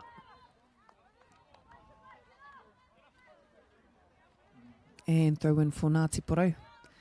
Nice looking out there. As I mentioned earlier throughout the day, got to watch those double rippers. Both of these teams here. He tino pukena o rātou. He tino pukena mō nā doubles. Tihai. Nā reira, kua whai atu ko Tainui ki te whiu, ki te tupu wairua. And throw in from the tāpaparo for Ngāti Porou. But Tainui will take possession and whiu ki te tupu. Tātai with 2 po. And again, those double rips for Tainui. Nice attack there for the tupu. I'm back. And kua hoki mai tā tātou kaiwawao. Neat to have our rangatahi, emerging rangatahi all the way through. We've had rangatahi all on the field. We've had kaiwawao, we've had commentators, we've had some production team. We've also had rangatahi just helping where they can. E me kira, koina tētahi tino nā kaunui, mo wēnei kaupapa Māori neha, mā te teina e whakaako I te tuakana, mā te tuakana e whakaako I te teina. Tētahi āhuatanga I runga I te papatākaro anō hoki, some of that great display of teina tuakana on the papa, lining up on the ara, neha, hariru āmuri, and a double rip there. E rua roa. E rua. He might have said you can't throw reps. Autumn tērā mō Ngāti Porou. You can't throw reps. That's right. Coming from a kaiwawao as well. Neha, don't throw your rips. It's respectful to place the rips. If you throw reps, you could lose the ball. Nā reira, kaua e tukuna te ki tō hoariri neha me mau I te ki. Half time, e roa minutes. Tika. Nā piro a Ngāti Porou e iwa, Tainui e whetsu. Nā reira, kua rongo koutou e te iwi, e te motu. As we've head to half time for the final between Ngāti Porou and Tainui. Tainui, ai. We have the score right there. And we also have a little break, a little whakatā mō rātou. Nā reira, koe nei te wā hei tuku mihi ki a rātou katoa, ngā kai tākaro, ngā kai wawao, o tira ngā kai hautū, ngā kai arataki I tēnei kaupapa o te Kiorahi, mō tēnei taurua mano rua te kaumā whā. O tira, kua roa rā etahi o koutou kei reira, o tira he nui o koutou kua mahue, ka are au I te hiahia kia whakangaro tētahi ingoa, kei hea hau. Engari, kei te mōhio koutou, ko wai koutou. And for those of you who know who you are out there, who have supported a Kiorahi team, who have supported the kaupapa over the years, we want to give you an acknowledgement. We've been reminded by our junior ref here that it does pay to respect and to acknowledge all of our supporters and volunteers. As mentioned, we've had a lot of admin support from Wainui-o-Mata High School and also our some of our kaiako here who have been part of the hosting team with Kiorahi ki te upoko o te ika. Also bringing behind some support and sponsorship from Aotearoa FM, broadcasting and live streaming our tournament over the last 4 days, and also to Mantis for the kaitautoko, the support for our Kiorahi taonga. Our taonga e kia nei nā kākahu, ētahi o ngā ki, ētahi rauemi hoki. Guess who team I support? Upoko! Oh, we have in favour of Upoko up here in the commentator's hot seat there. Hoi anō, kua tīmata te hauwhātua toru. We're just in the third quarter. And a reset. And a reset there, but kei te pai Ngāti Porou. So, players, in order for rips, the player must have possession of the key. If player does not have the key, neha. That's right. But the ref did not see it. Aue, me kōrero atu ki te kaiwawawa, muri. Yep. And a ripper in te roto for Tainui. Tainui now in Taniwha. There was only a little bit. Oh no, Tainui in Kioma, aroha mai. Oh. Ngāti Porou in Taniwha. Ka pai. Now in the past, in history, we have seen strong kaitiakis come out of Tainui. There's history of having very good kaitiaki that can guard their tupu with everything they have. And they are no strangers to the hit to the face. They're not strangers to the hit to the tinana. Mana's no stranger to me. And Mana's no stranger, neha. Ka pai, nā reira, e te iwi, we're seeing again a lot of display of our taonga and the pukenga dedicated to their tupu manawa and their tupu wairua. And anei, aha kua te wera i tēnei rā, aha kua te kā puapua.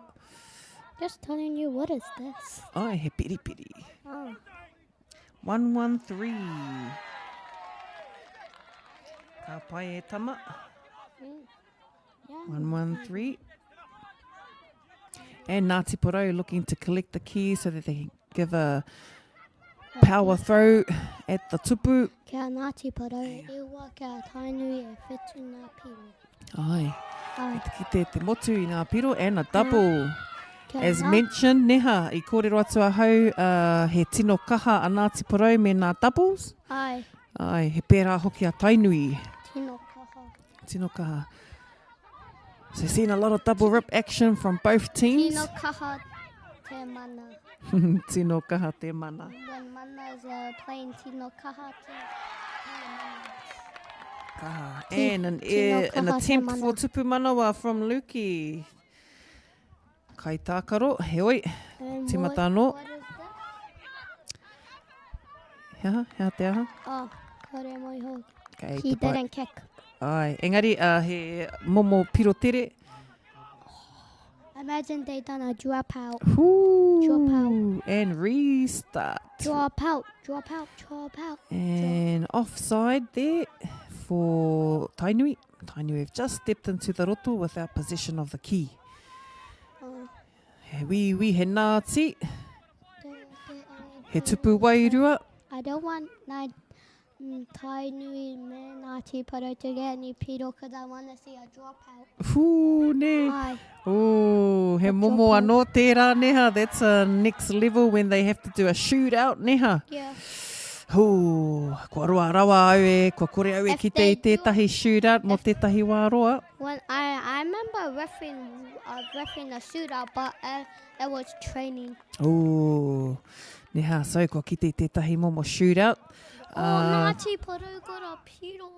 Kua riro i a rātou. And in Taniwha, nice 2-leg drop, 2-knee drop for Tainui. Ai. And an intercept for Ngāti Porou.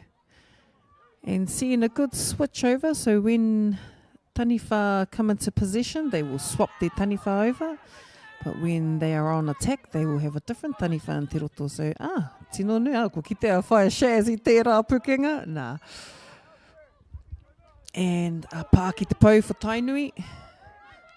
And Tainui had no pou. Ooh, so there were actually no pou on the ringaringa of the kaiwawa was signalling. And a little jump shot there. Air time for Ngāti Porou. And Tātai was going to go for a little angled shot at the tupu. And a little invasive moving those hips. Ai, I pā ki te pou. Oh, tino tere. Tino. E tupu manawa. Tupu manawa ki Tainui. Kau. Kau re tupu manawa. Ai. Nā reira te whānau, ko tangi te pū tātara mo te hauwha tuatoru. E this kōra whakamituna. Ai, ko tēnei e whai ake nei, ko te hauwha tuawha. Quick changeover. E hia ngā he kona? Toru te kau he kona for a quick changeover. Ngāti Porou e te kau. Ngā Tainui e te watahi. Uai, te ahua nei, kei te piki ake te wera. Kei te piki ake ngā reo ki runga o ngā kai tautoko. I think the sun is getting more height. Taku mōhio, kei te rongo hoki a hau I a rātou. Nā reira, kia kakama rātou. Kei te tino tata a Ngāti Porou ki a Tainui. Ko Tainui hoki kei roto I te taniwha. Ka re rātou te hiahia kia uru. And a double back there from Diamond. Who team do you support? Ko te pātai a mātauranga, ko ai te rōpū kei te tautoko hia e au. Me kira, he uaua tērā pātai e tama. He tino uaua. Nā te mea he kai tautoko au no te upoko o te ika. He oi anō, ko tino ki te au I a Waihora. Tata te drop out. Ai, ki te koe tēnā, kei te ki te au I ngā piro. Engari, kei te rongo hoki au I te wana. Kei te rongo I te wana I runga I te papatākaro e hoa. I just want to see a dropout. That's all I want to see. E te iwi koina te tino hia o tēnei kaiwawao. Mā Tauranga Junior just wants to see a shootout. So Ngāti Porou. Me te tupu manawa. Restart, kick off from te marama. Nira Tainui e piro. Ai, kia kaha. And Tainui now in defence. Tainui. Two teams, two strong teams here. It's likely that we do and will continue to see these rohe continuing to get into some of these finals. But hey, tērā pia he kai hea hau. Kai he nā kōrero a whaia. Hoi anō, Ngāti Porou, ka re rātou I te, E tupu. ko kore rātou e taka. He tupu manawa. Nā reira, kua riro I a rātou tērā tupu manawa. Me te tahi piro tere, engari, kua kore neha, kua kore nā te mea kua tihai. So Tainui looking to get them a tupu wairua. Breaking down that defence. We've got two protectors, two kaitiaki.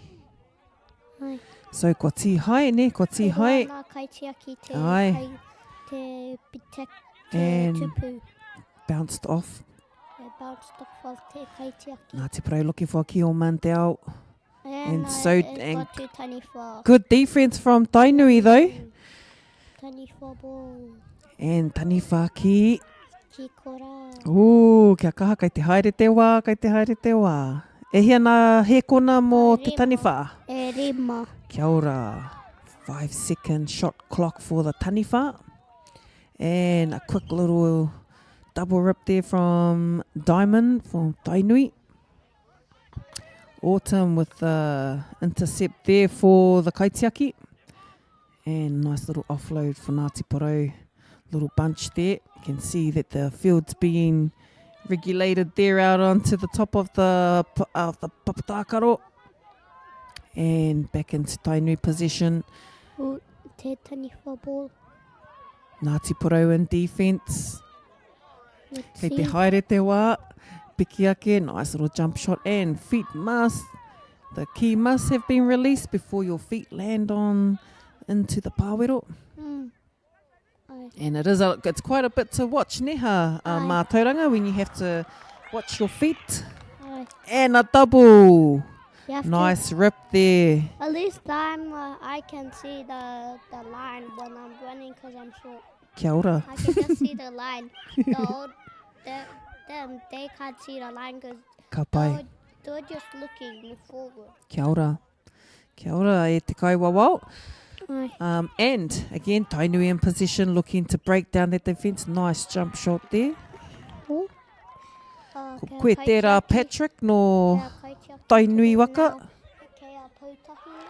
And just through the roto, slid through there. Hei, he tupu manawa kia Ngāti Porou. He wi he Ngāti kia tere ake rā. Kua huri kia Tainui. Kei a Tainui te ki nāia nei, kei te whakapau wera, kei te whakapau kaha kia tupu manawa hia. Nā reira, e te iwi, e whakamānawa nei, e koa, e hari ana ngā kaupoi, ngā uri o te tai rāwhiti. Tēnei te kēmu kei a Ngāti Porou e piro mō kei a Ngāti Porou e kaumawha, nā piro kei a Tainui e kaumatahi. Nā reira e te iwi, e ngā kai mātakitaki, e ngā kai tautoko, e ngā whānau putanoa, koutou kua are mai rā, a kanohi, a tarina hoki ki tēnei whakataitai a moti mo tēnei tau. Anei ko ngā toa i whakaihu waka mō tēnei kaupapa, kua me ki kua heria, kua tū i runga i te mana o rahi tū takahina, kua ārai atu anei i te kaupapa nei, o tira hei kawe i wātātou tikanga i runga i te papatākaro. Ko Tainui tērā i whai tuarua mai, kia piki ake rātou ki tērā o ngā taumata mō tēnei tau mo te whakataitai āmotu. Te finals mō te opens are completed. I win a Ngāti Porou. Kia ora, nō reira e te iwi, tēnei hoki te whakamihi ki wā tātou kaitautoko katoa, koutou kua are mai, o tira koutou kua tino kaha nei ki te tautoko i tēnei kaupapa. We are calling and acknowledging all of our coaches, our managers, our lunch makers. We're also thanking our uniform, clean washers, and all of our whānau. Everyone who has supported our Kiorahi kaupapa for 2024. A special thank you also to our youngest Kaiwa Wao, who has ever been on the Kiorahi field, to our up-and-coming referee, Mā Tauranga Junior. Ko koe tērā e hoa, kei runga noa atu koe. A te rātou, ka hoki mai anō pēr. Ka whakaai mai ia. Nā reira e te iwi, tēnei rā mātou kua whakapauho i tēnei whakataitai motu. Anei rā, ko etahi o ngā replays, ko etahi o ngā whakaata, mai te whakataitai nei. We've enjoyed the 4 days down here at Wainui o Mata High School, neha, Mā Tauranga. And I've had the privilege of being able to help cover the whakataitai tēnei tau. I'm joined by our up-and-coming referee and also our rangatahi support who have been out on the fields for the last 4 days. Nā reira e te iwi, kei te whakapaipai rā tātou mai konei. We want to give a special mention to our host for this year, Kiorahi ki te upoko te ika, o tira rātou no Wainui o Mata High School. Nā rātou te karanga, o tira nā mātou i tai mai ki te whakanui, ki te whakawhanaunga. So, we will have some final words from our referee. And so just to say, if you're watching this, cheer, now you know how to play Kiorahi, cheer. Yeah, you heard it from our guy here. Watch our replays and you'll get a little sense of how to play Kiorahi. If not, we'll see you next year. Hoki mai anō rā e te whānau, hei te rātou, noho rā mai rā. See you, ka kite.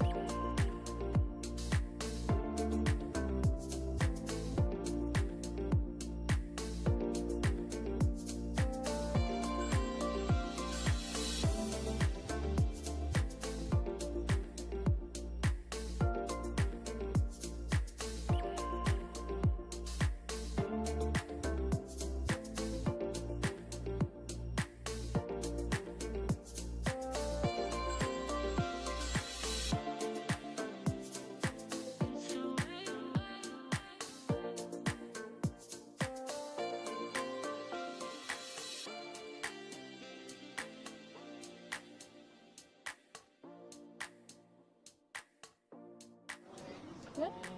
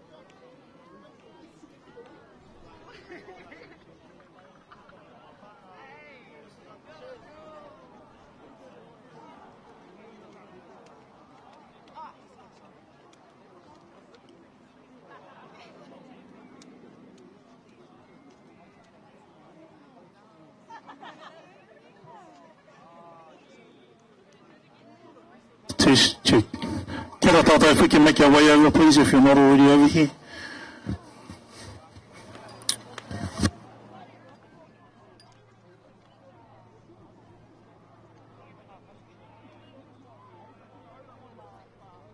tūtai iaki rā mihi anō kia tātou katoa. Mo te tau mai ki roto I tēnei wāhi a tāhua. Homai te piki paki paki mo te hāpori o Wainui o Mata.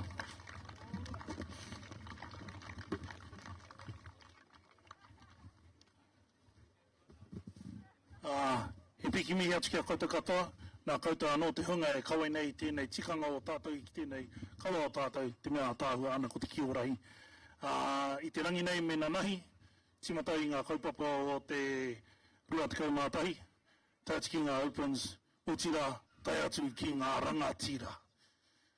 O ngā rangatira e mihi nei ki a koutou, 3 tough games, kā rawe koutou, homai te paki mo ngā Masters.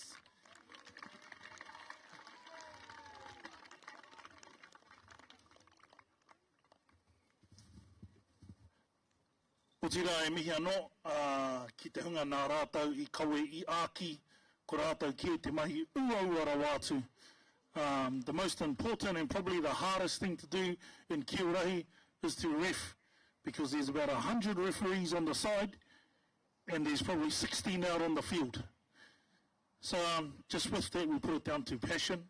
But I just want to give it up, homai te paki for all our refs over the last tournament. Miharo. Tino mihi. Usually we wait till last, but there's one person that none of this would be possible with. She is the driving force of Kiorahi at this point in time, and she's doing everything in her power to make it an awhi tēnā kaupapa. Ladies and gentlemen, put your hands together for Caroline Perry.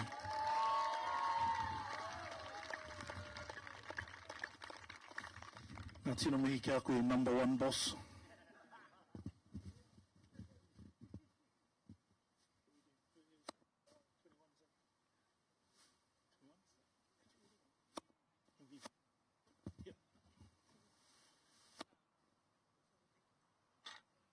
Kawai whānau.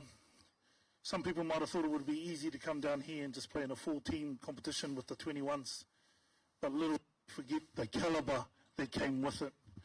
You had the mighty speed and endurance of Te Waipounamu who came up, and they just ran all day. And then, of course, you had the mighty cowboys who just don't give in with that Ngāti Hāti spirit. You also had the whānau from Tainui who picked up a few along the way, as they do, to come back down. And then, of course, we had last year's last tournament, Upoko. And the biggest thing to see this year was Open's going to be faster than 21s. I can tell you the skill level and everything involved, that it was everything that it needed to be. And acknowledge everybody for the efforts that they've done. Also, not forgetting our whānau from just up the road. So, cool pink tops. Tamaki nui arua, e mihi nei kia koutou katoa o tira ia koutou Troy Moena kaupapa. Well, ladies and gentlemen, this year, playing in the final for our 21s. We can again.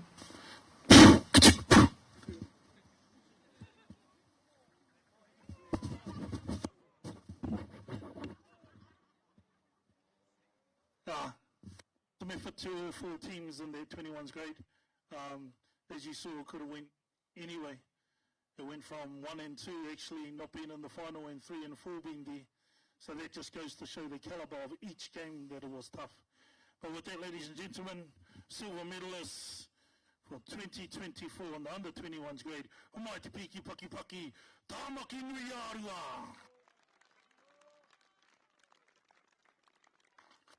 Hara mai whānau.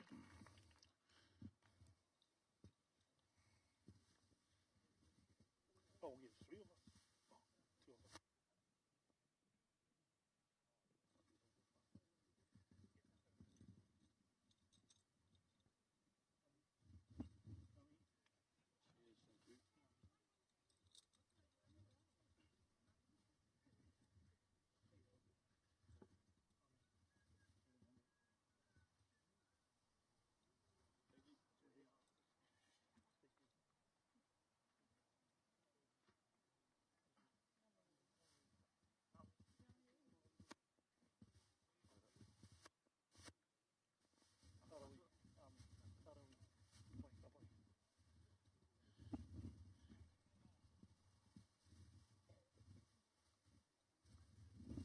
So here we go, whānau. Once again, silver medalists. We're going to take a photo if we can come up and have a photo. Yesterday, Waihora was quite sorted. They came up, they already had their lines ready.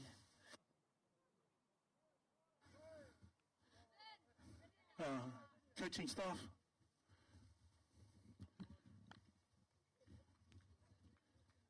Don't forget when they have their photo, show those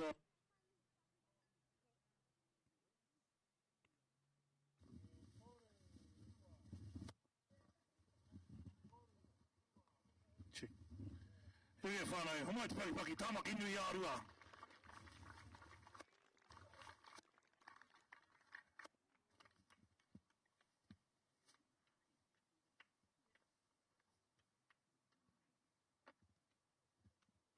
Just before we go into the gold medalists and the trophy for the winners of that, we'd just like to acknowledge the under-21s grade MVP for this year, 2024.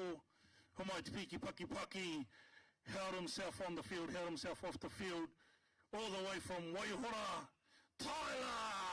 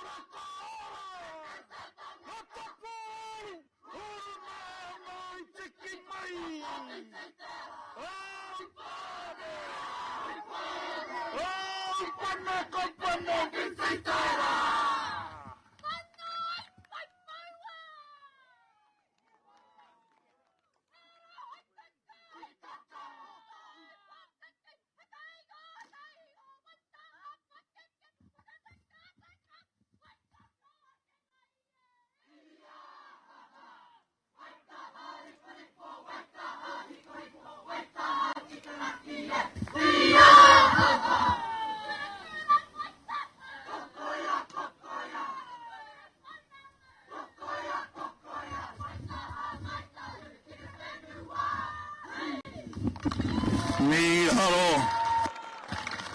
arawe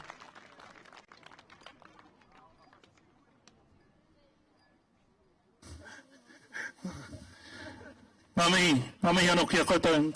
Tirumi ia kia koutou o Waitaha. This government can learn a lot from the whānau ki Rotorua. He nui ngā whānau ki Rotorua he Pākehā, engari ka mautonu ki ngā ahuatanga Māori.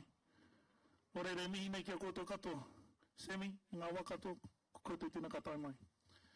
Nā runga I tēnā whānau, going back to back in the under-21s, put your hands together for gold medalists and the winners for this year, Upoko!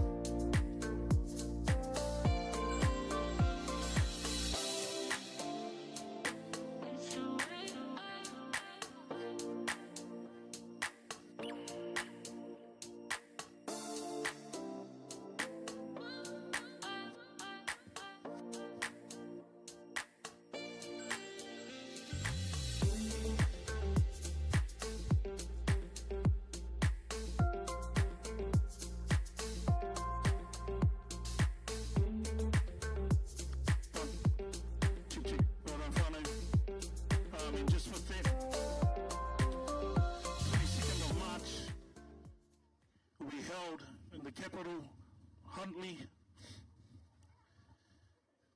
will be the Tapa Whā tournament. Tapa Whā tournament will be a make-up of 4 teams from the Opens and 4 21s.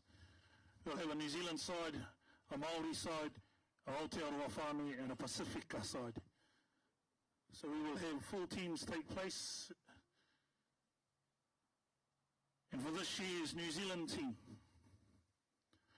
please put your hands together all the way from Waihora, Sam Draper.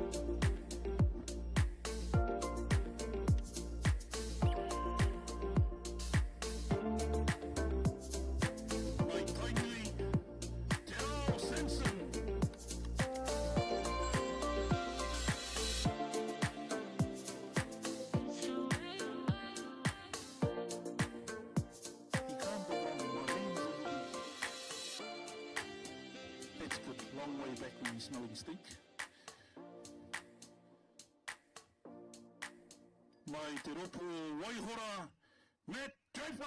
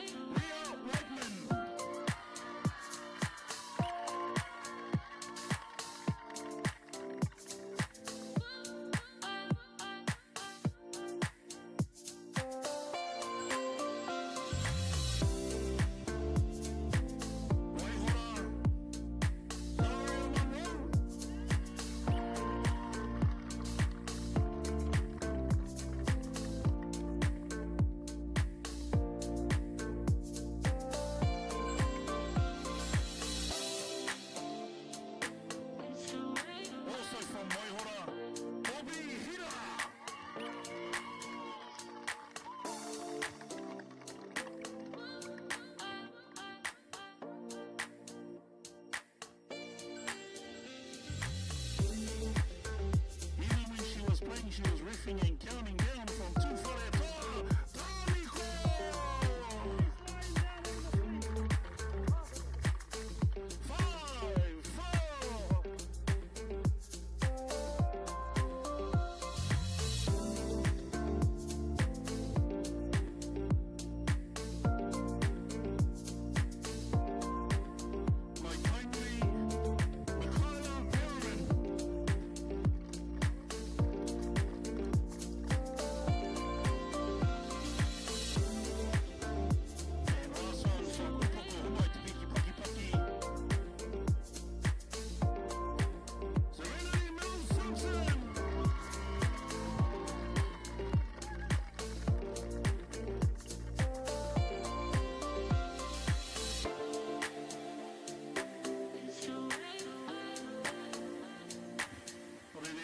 mai te piki whakataki New Zealand under 21s.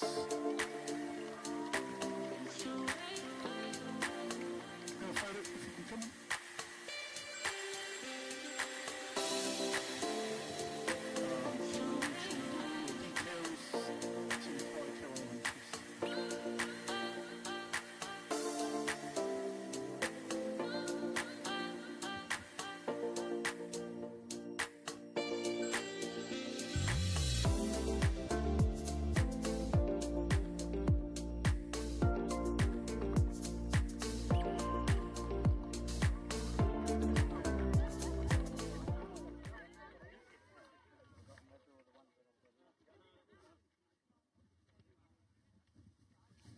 Also, we just want to name the under 21s Aotearoa Māori side. The Aotearoa Whānui and Pacifica side will be named later on. If you can keep an eye on our Kiorahi media and follow through there, there is always a chance that you can be in those teams. Mami. Kia ora tātou. And our first one for Aotearoa Māori, Reihana, Te Rauna from Upoko.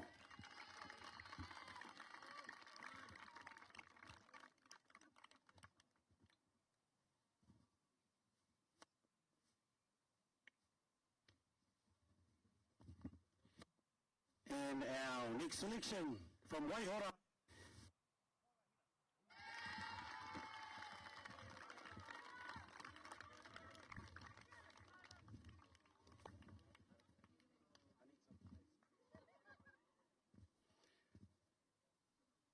Mai te maunga higurangi, whangāti prau, mahue, mauheni.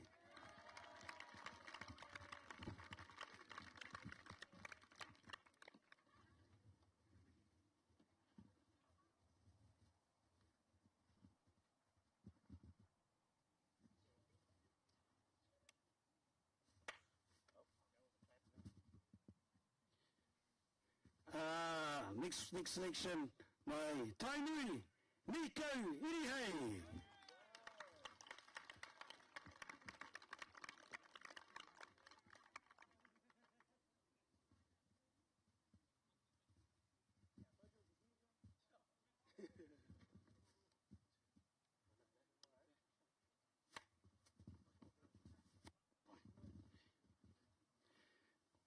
Mai Upoko, Braddock, Ahuata.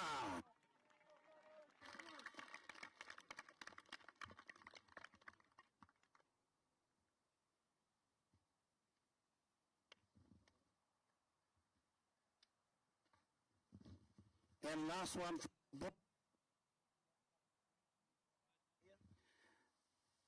Bailey.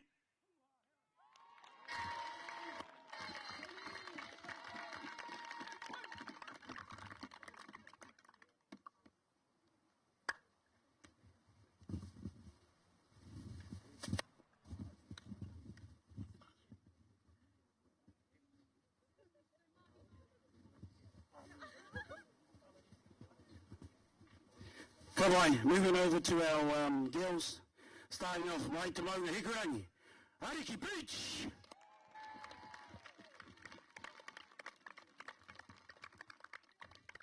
I got him. You had him.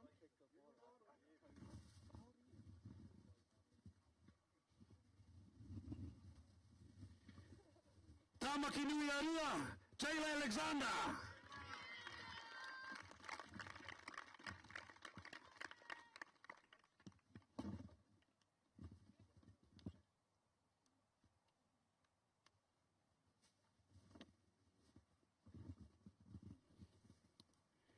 Upoko Tika, Mahina, Rihanna, you.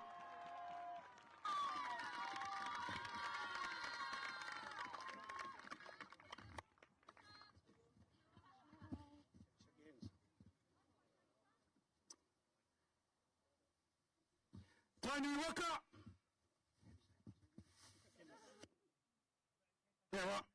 Hemis. Katsura.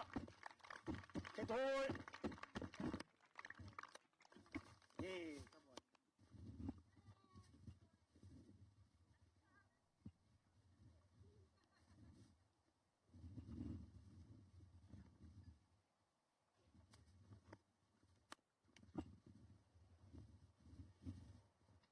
And our last selection from this tournament, for now, Upoho Tika Navaya.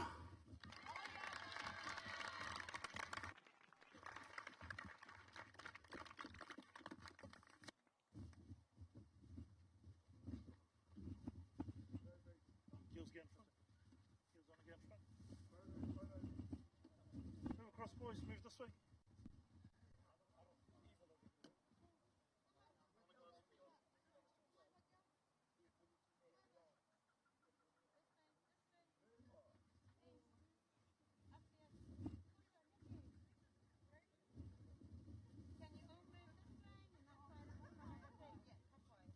So once again, your Homa, 22nd of March, Te Whare Oranga in Rahui Pōkeka Huntly. We'll have the top of our tournament. 4 teams in the Open: New Zealand, Aotearoa Māori, Pacifica, and Aotearoa Whānui. So put your hands together for those ones, for the under 21s.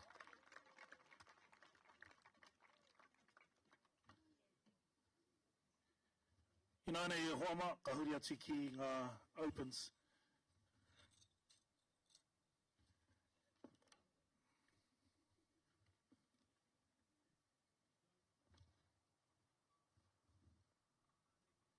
Tēnā koe tāwhiri mātea. So this year, with our Opens, awesome to see the amount of teams, 2 pools. Definitely you've seen skill out there, speed, talking, yelling, tags, yelling at the ref, speed, yelling. Now, mihara whānau just goes to show how passionate we are about rera tūnu mā ahuatanga. Ko te mea rau e wātu ki au is one thing that you don't see in other sports that always goes a long way. But ki kone ki tēnei o ngā kaupapa Māori, ko mātou noiho te tuatahitanga, hey, for penalising swearing. So e mihi nei ki a tātou katoa, kāre tātou te hiahia ki a tuku tēnā ngāngara ki roto i tō tātou kaupapa. So e mihi nei ki a tātou katoa mō tēnā ahuatanga.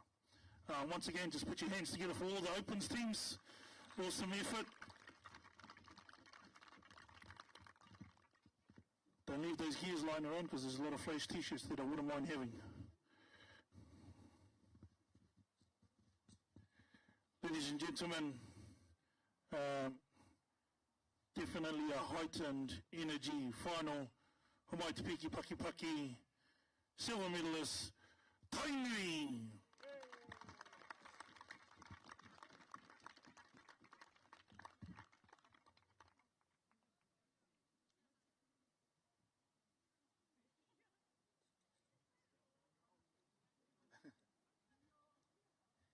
And just as they make their way up, I'm going to ask the captain slash coach slash ref to say a few words while they're just collecting their medals.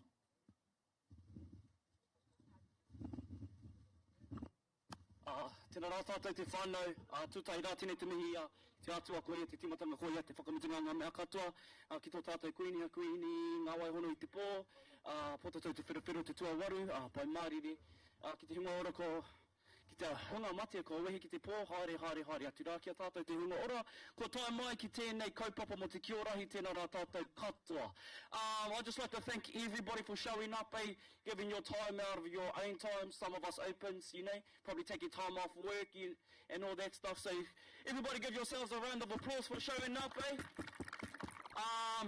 Tuki mihi ki a mātauranga for running our comp, and I want to give a big ups to our Ngāti Parau whānau, taking us to the tau in the end there and taking it out no reira. Tēnei te mihi. Tchau, tchau.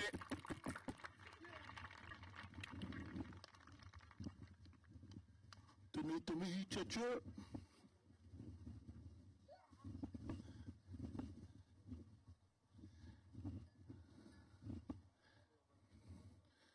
E homa. Once again, homai te piki paki paki, silver medalist, second place, Tainui.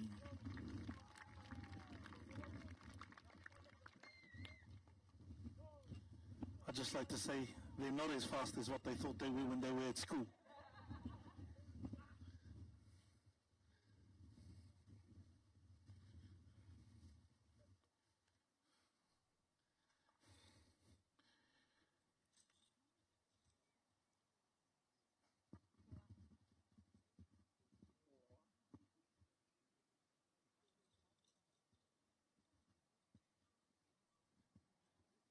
tino miharu te ki te ngā huatanga ki runga i te whira I tēnei tau.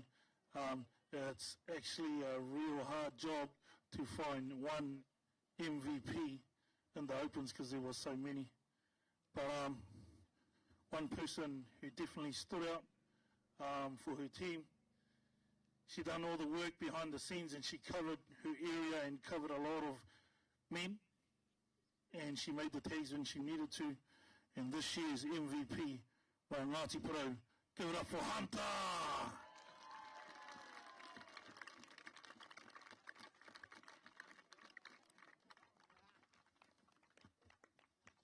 Even though I told you let a few tries in for our team.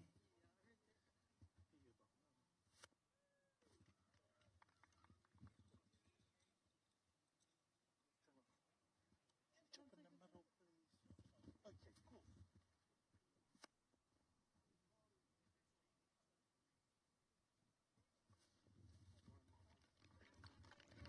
cool. Yeah. So with that, ladies and gentlemen, for this year's Opens, doing it 2 times in a row, not that far, just a little trip up the coast. They always turn up, and I just want to acknowledge Ngāti Porou for making the trip down, just like Waihora, and bringing the amount of people and the amount of teams that you bring. Māramaki o koutou mā, e miharo. Next year's Turahi, year 9 and 10, will be taking place. Whakarua Park whānau, we're heading up the coast, all right? And it should be about that, giving back to the people who come to our kaupapa and do all of those things. This year's gold medalists and champions in the open section, Homai Te Pakipaki, the Cowboys of Ngāti Porou!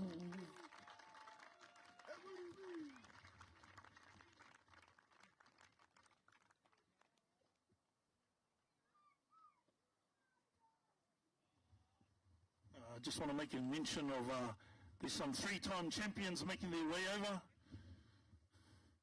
Ngāti Porou, whatever they do is turning to gold at the moment. They were there, a few players there, they were at the Māori touch last weekend. Winners there, Te Waiu winning down at Wikiha.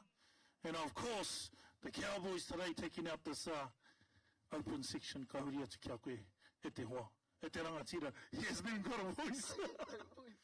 Whisper, whisper, can you whisper? Our captain, Major.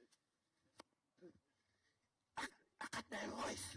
I got no voice.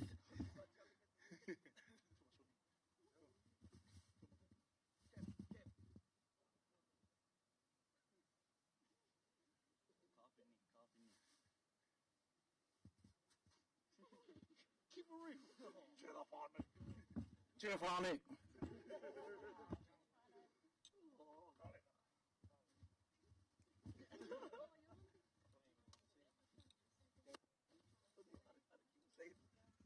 Say what?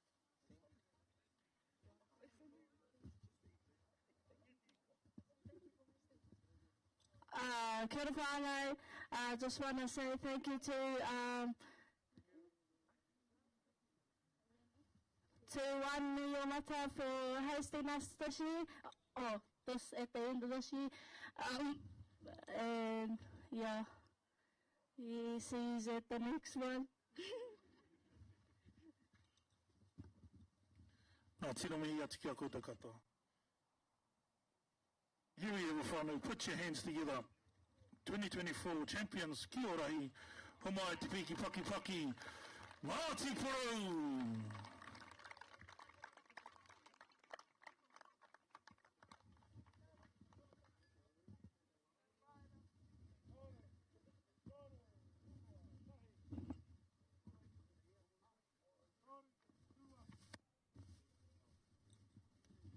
Miharo whānau.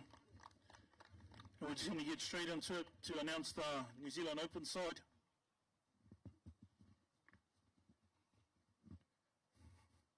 First up, for the New Zealand's Open side, mai a tainui homai te pakipaki te hoki oi maipi.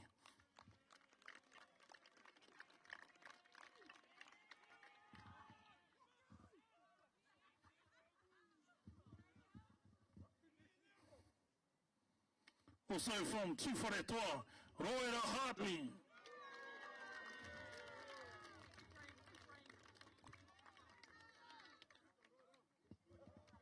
Ngāti Porou, Kahu Keelan.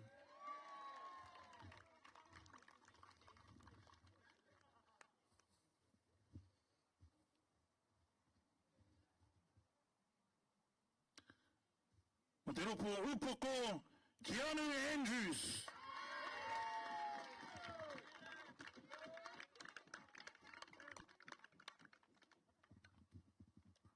Also, mai upoko mai te whakipaki, PJ!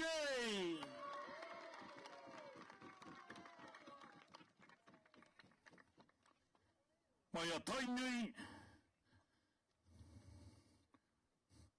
Luki Raihe!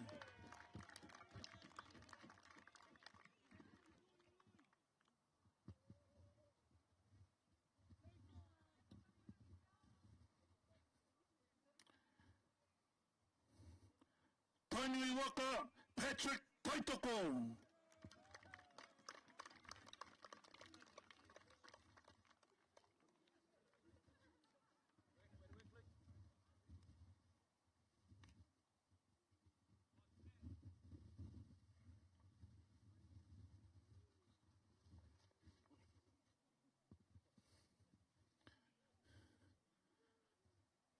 Mai Ngāti Porou, Mere Mamu.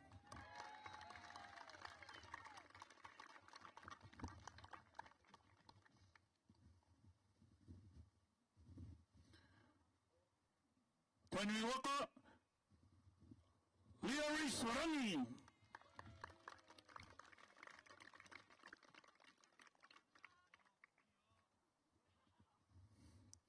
Tamaki Nui Arua, Kaya Walker.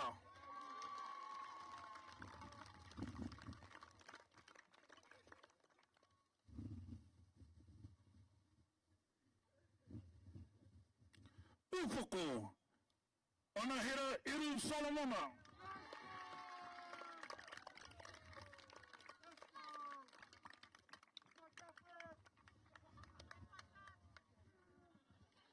Ma Tainui waka, Donna Olsen.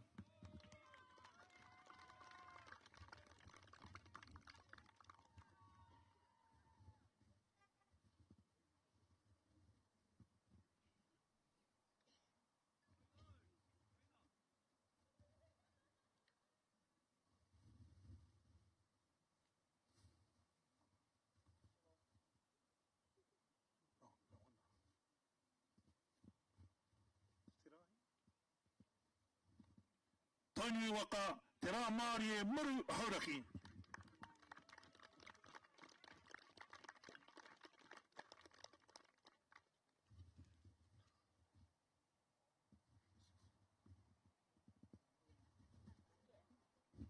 Ladies and gentlemen, homai te whaki, New Zealand Opens.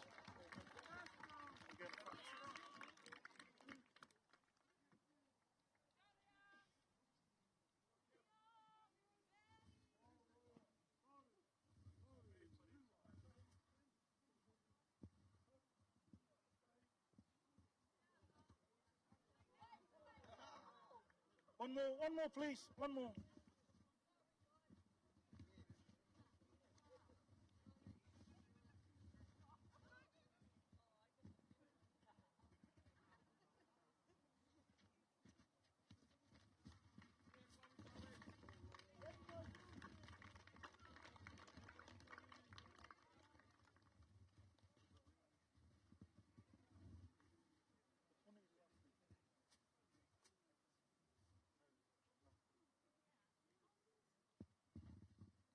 Now, Aotearoa Māori.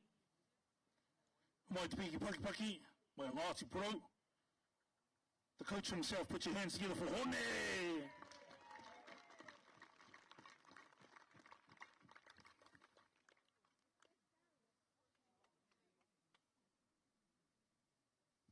Also mai te waka o Tainui, Kena Rangi.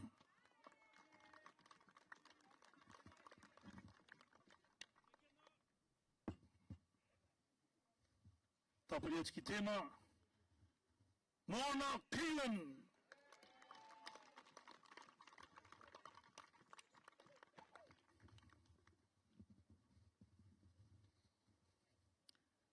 Mai te waka o Tainui, Te awa rātapu, Daniela.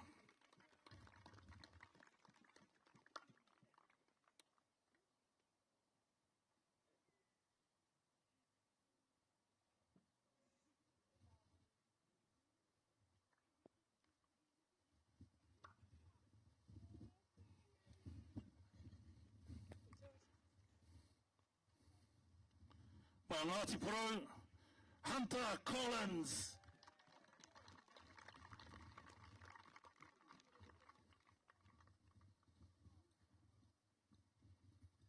Mai te waka o Tainui, out of the 21s grade playing in the Opens for the Māoris. Tanika Irihei.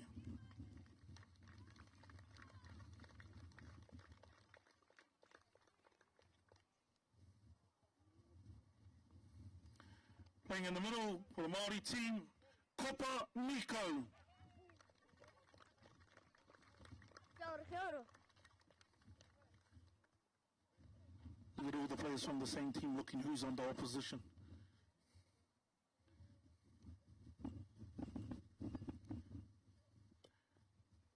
Tainui Waka, Diamond Henry.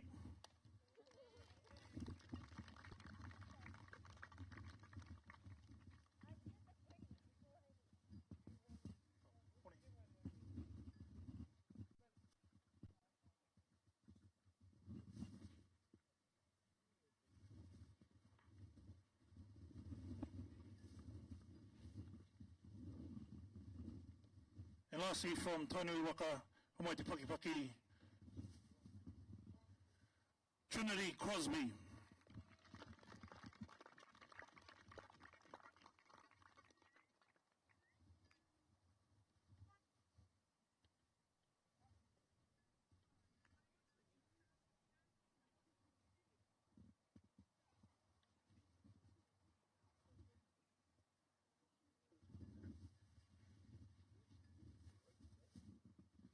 Mai te Pakipaki mo te tima Māori. Once again, whānau, please just keep a lookout on our Facebook page. The coaching staff for the Pacifica team will be Troy and his team, so mihi atu kia koutou e Troy ma, mo te kaui te mā kaupapa. Ko te hunga e kaue nei i a Aotearoa whānui, will be koka marama, will be carrying out that, so please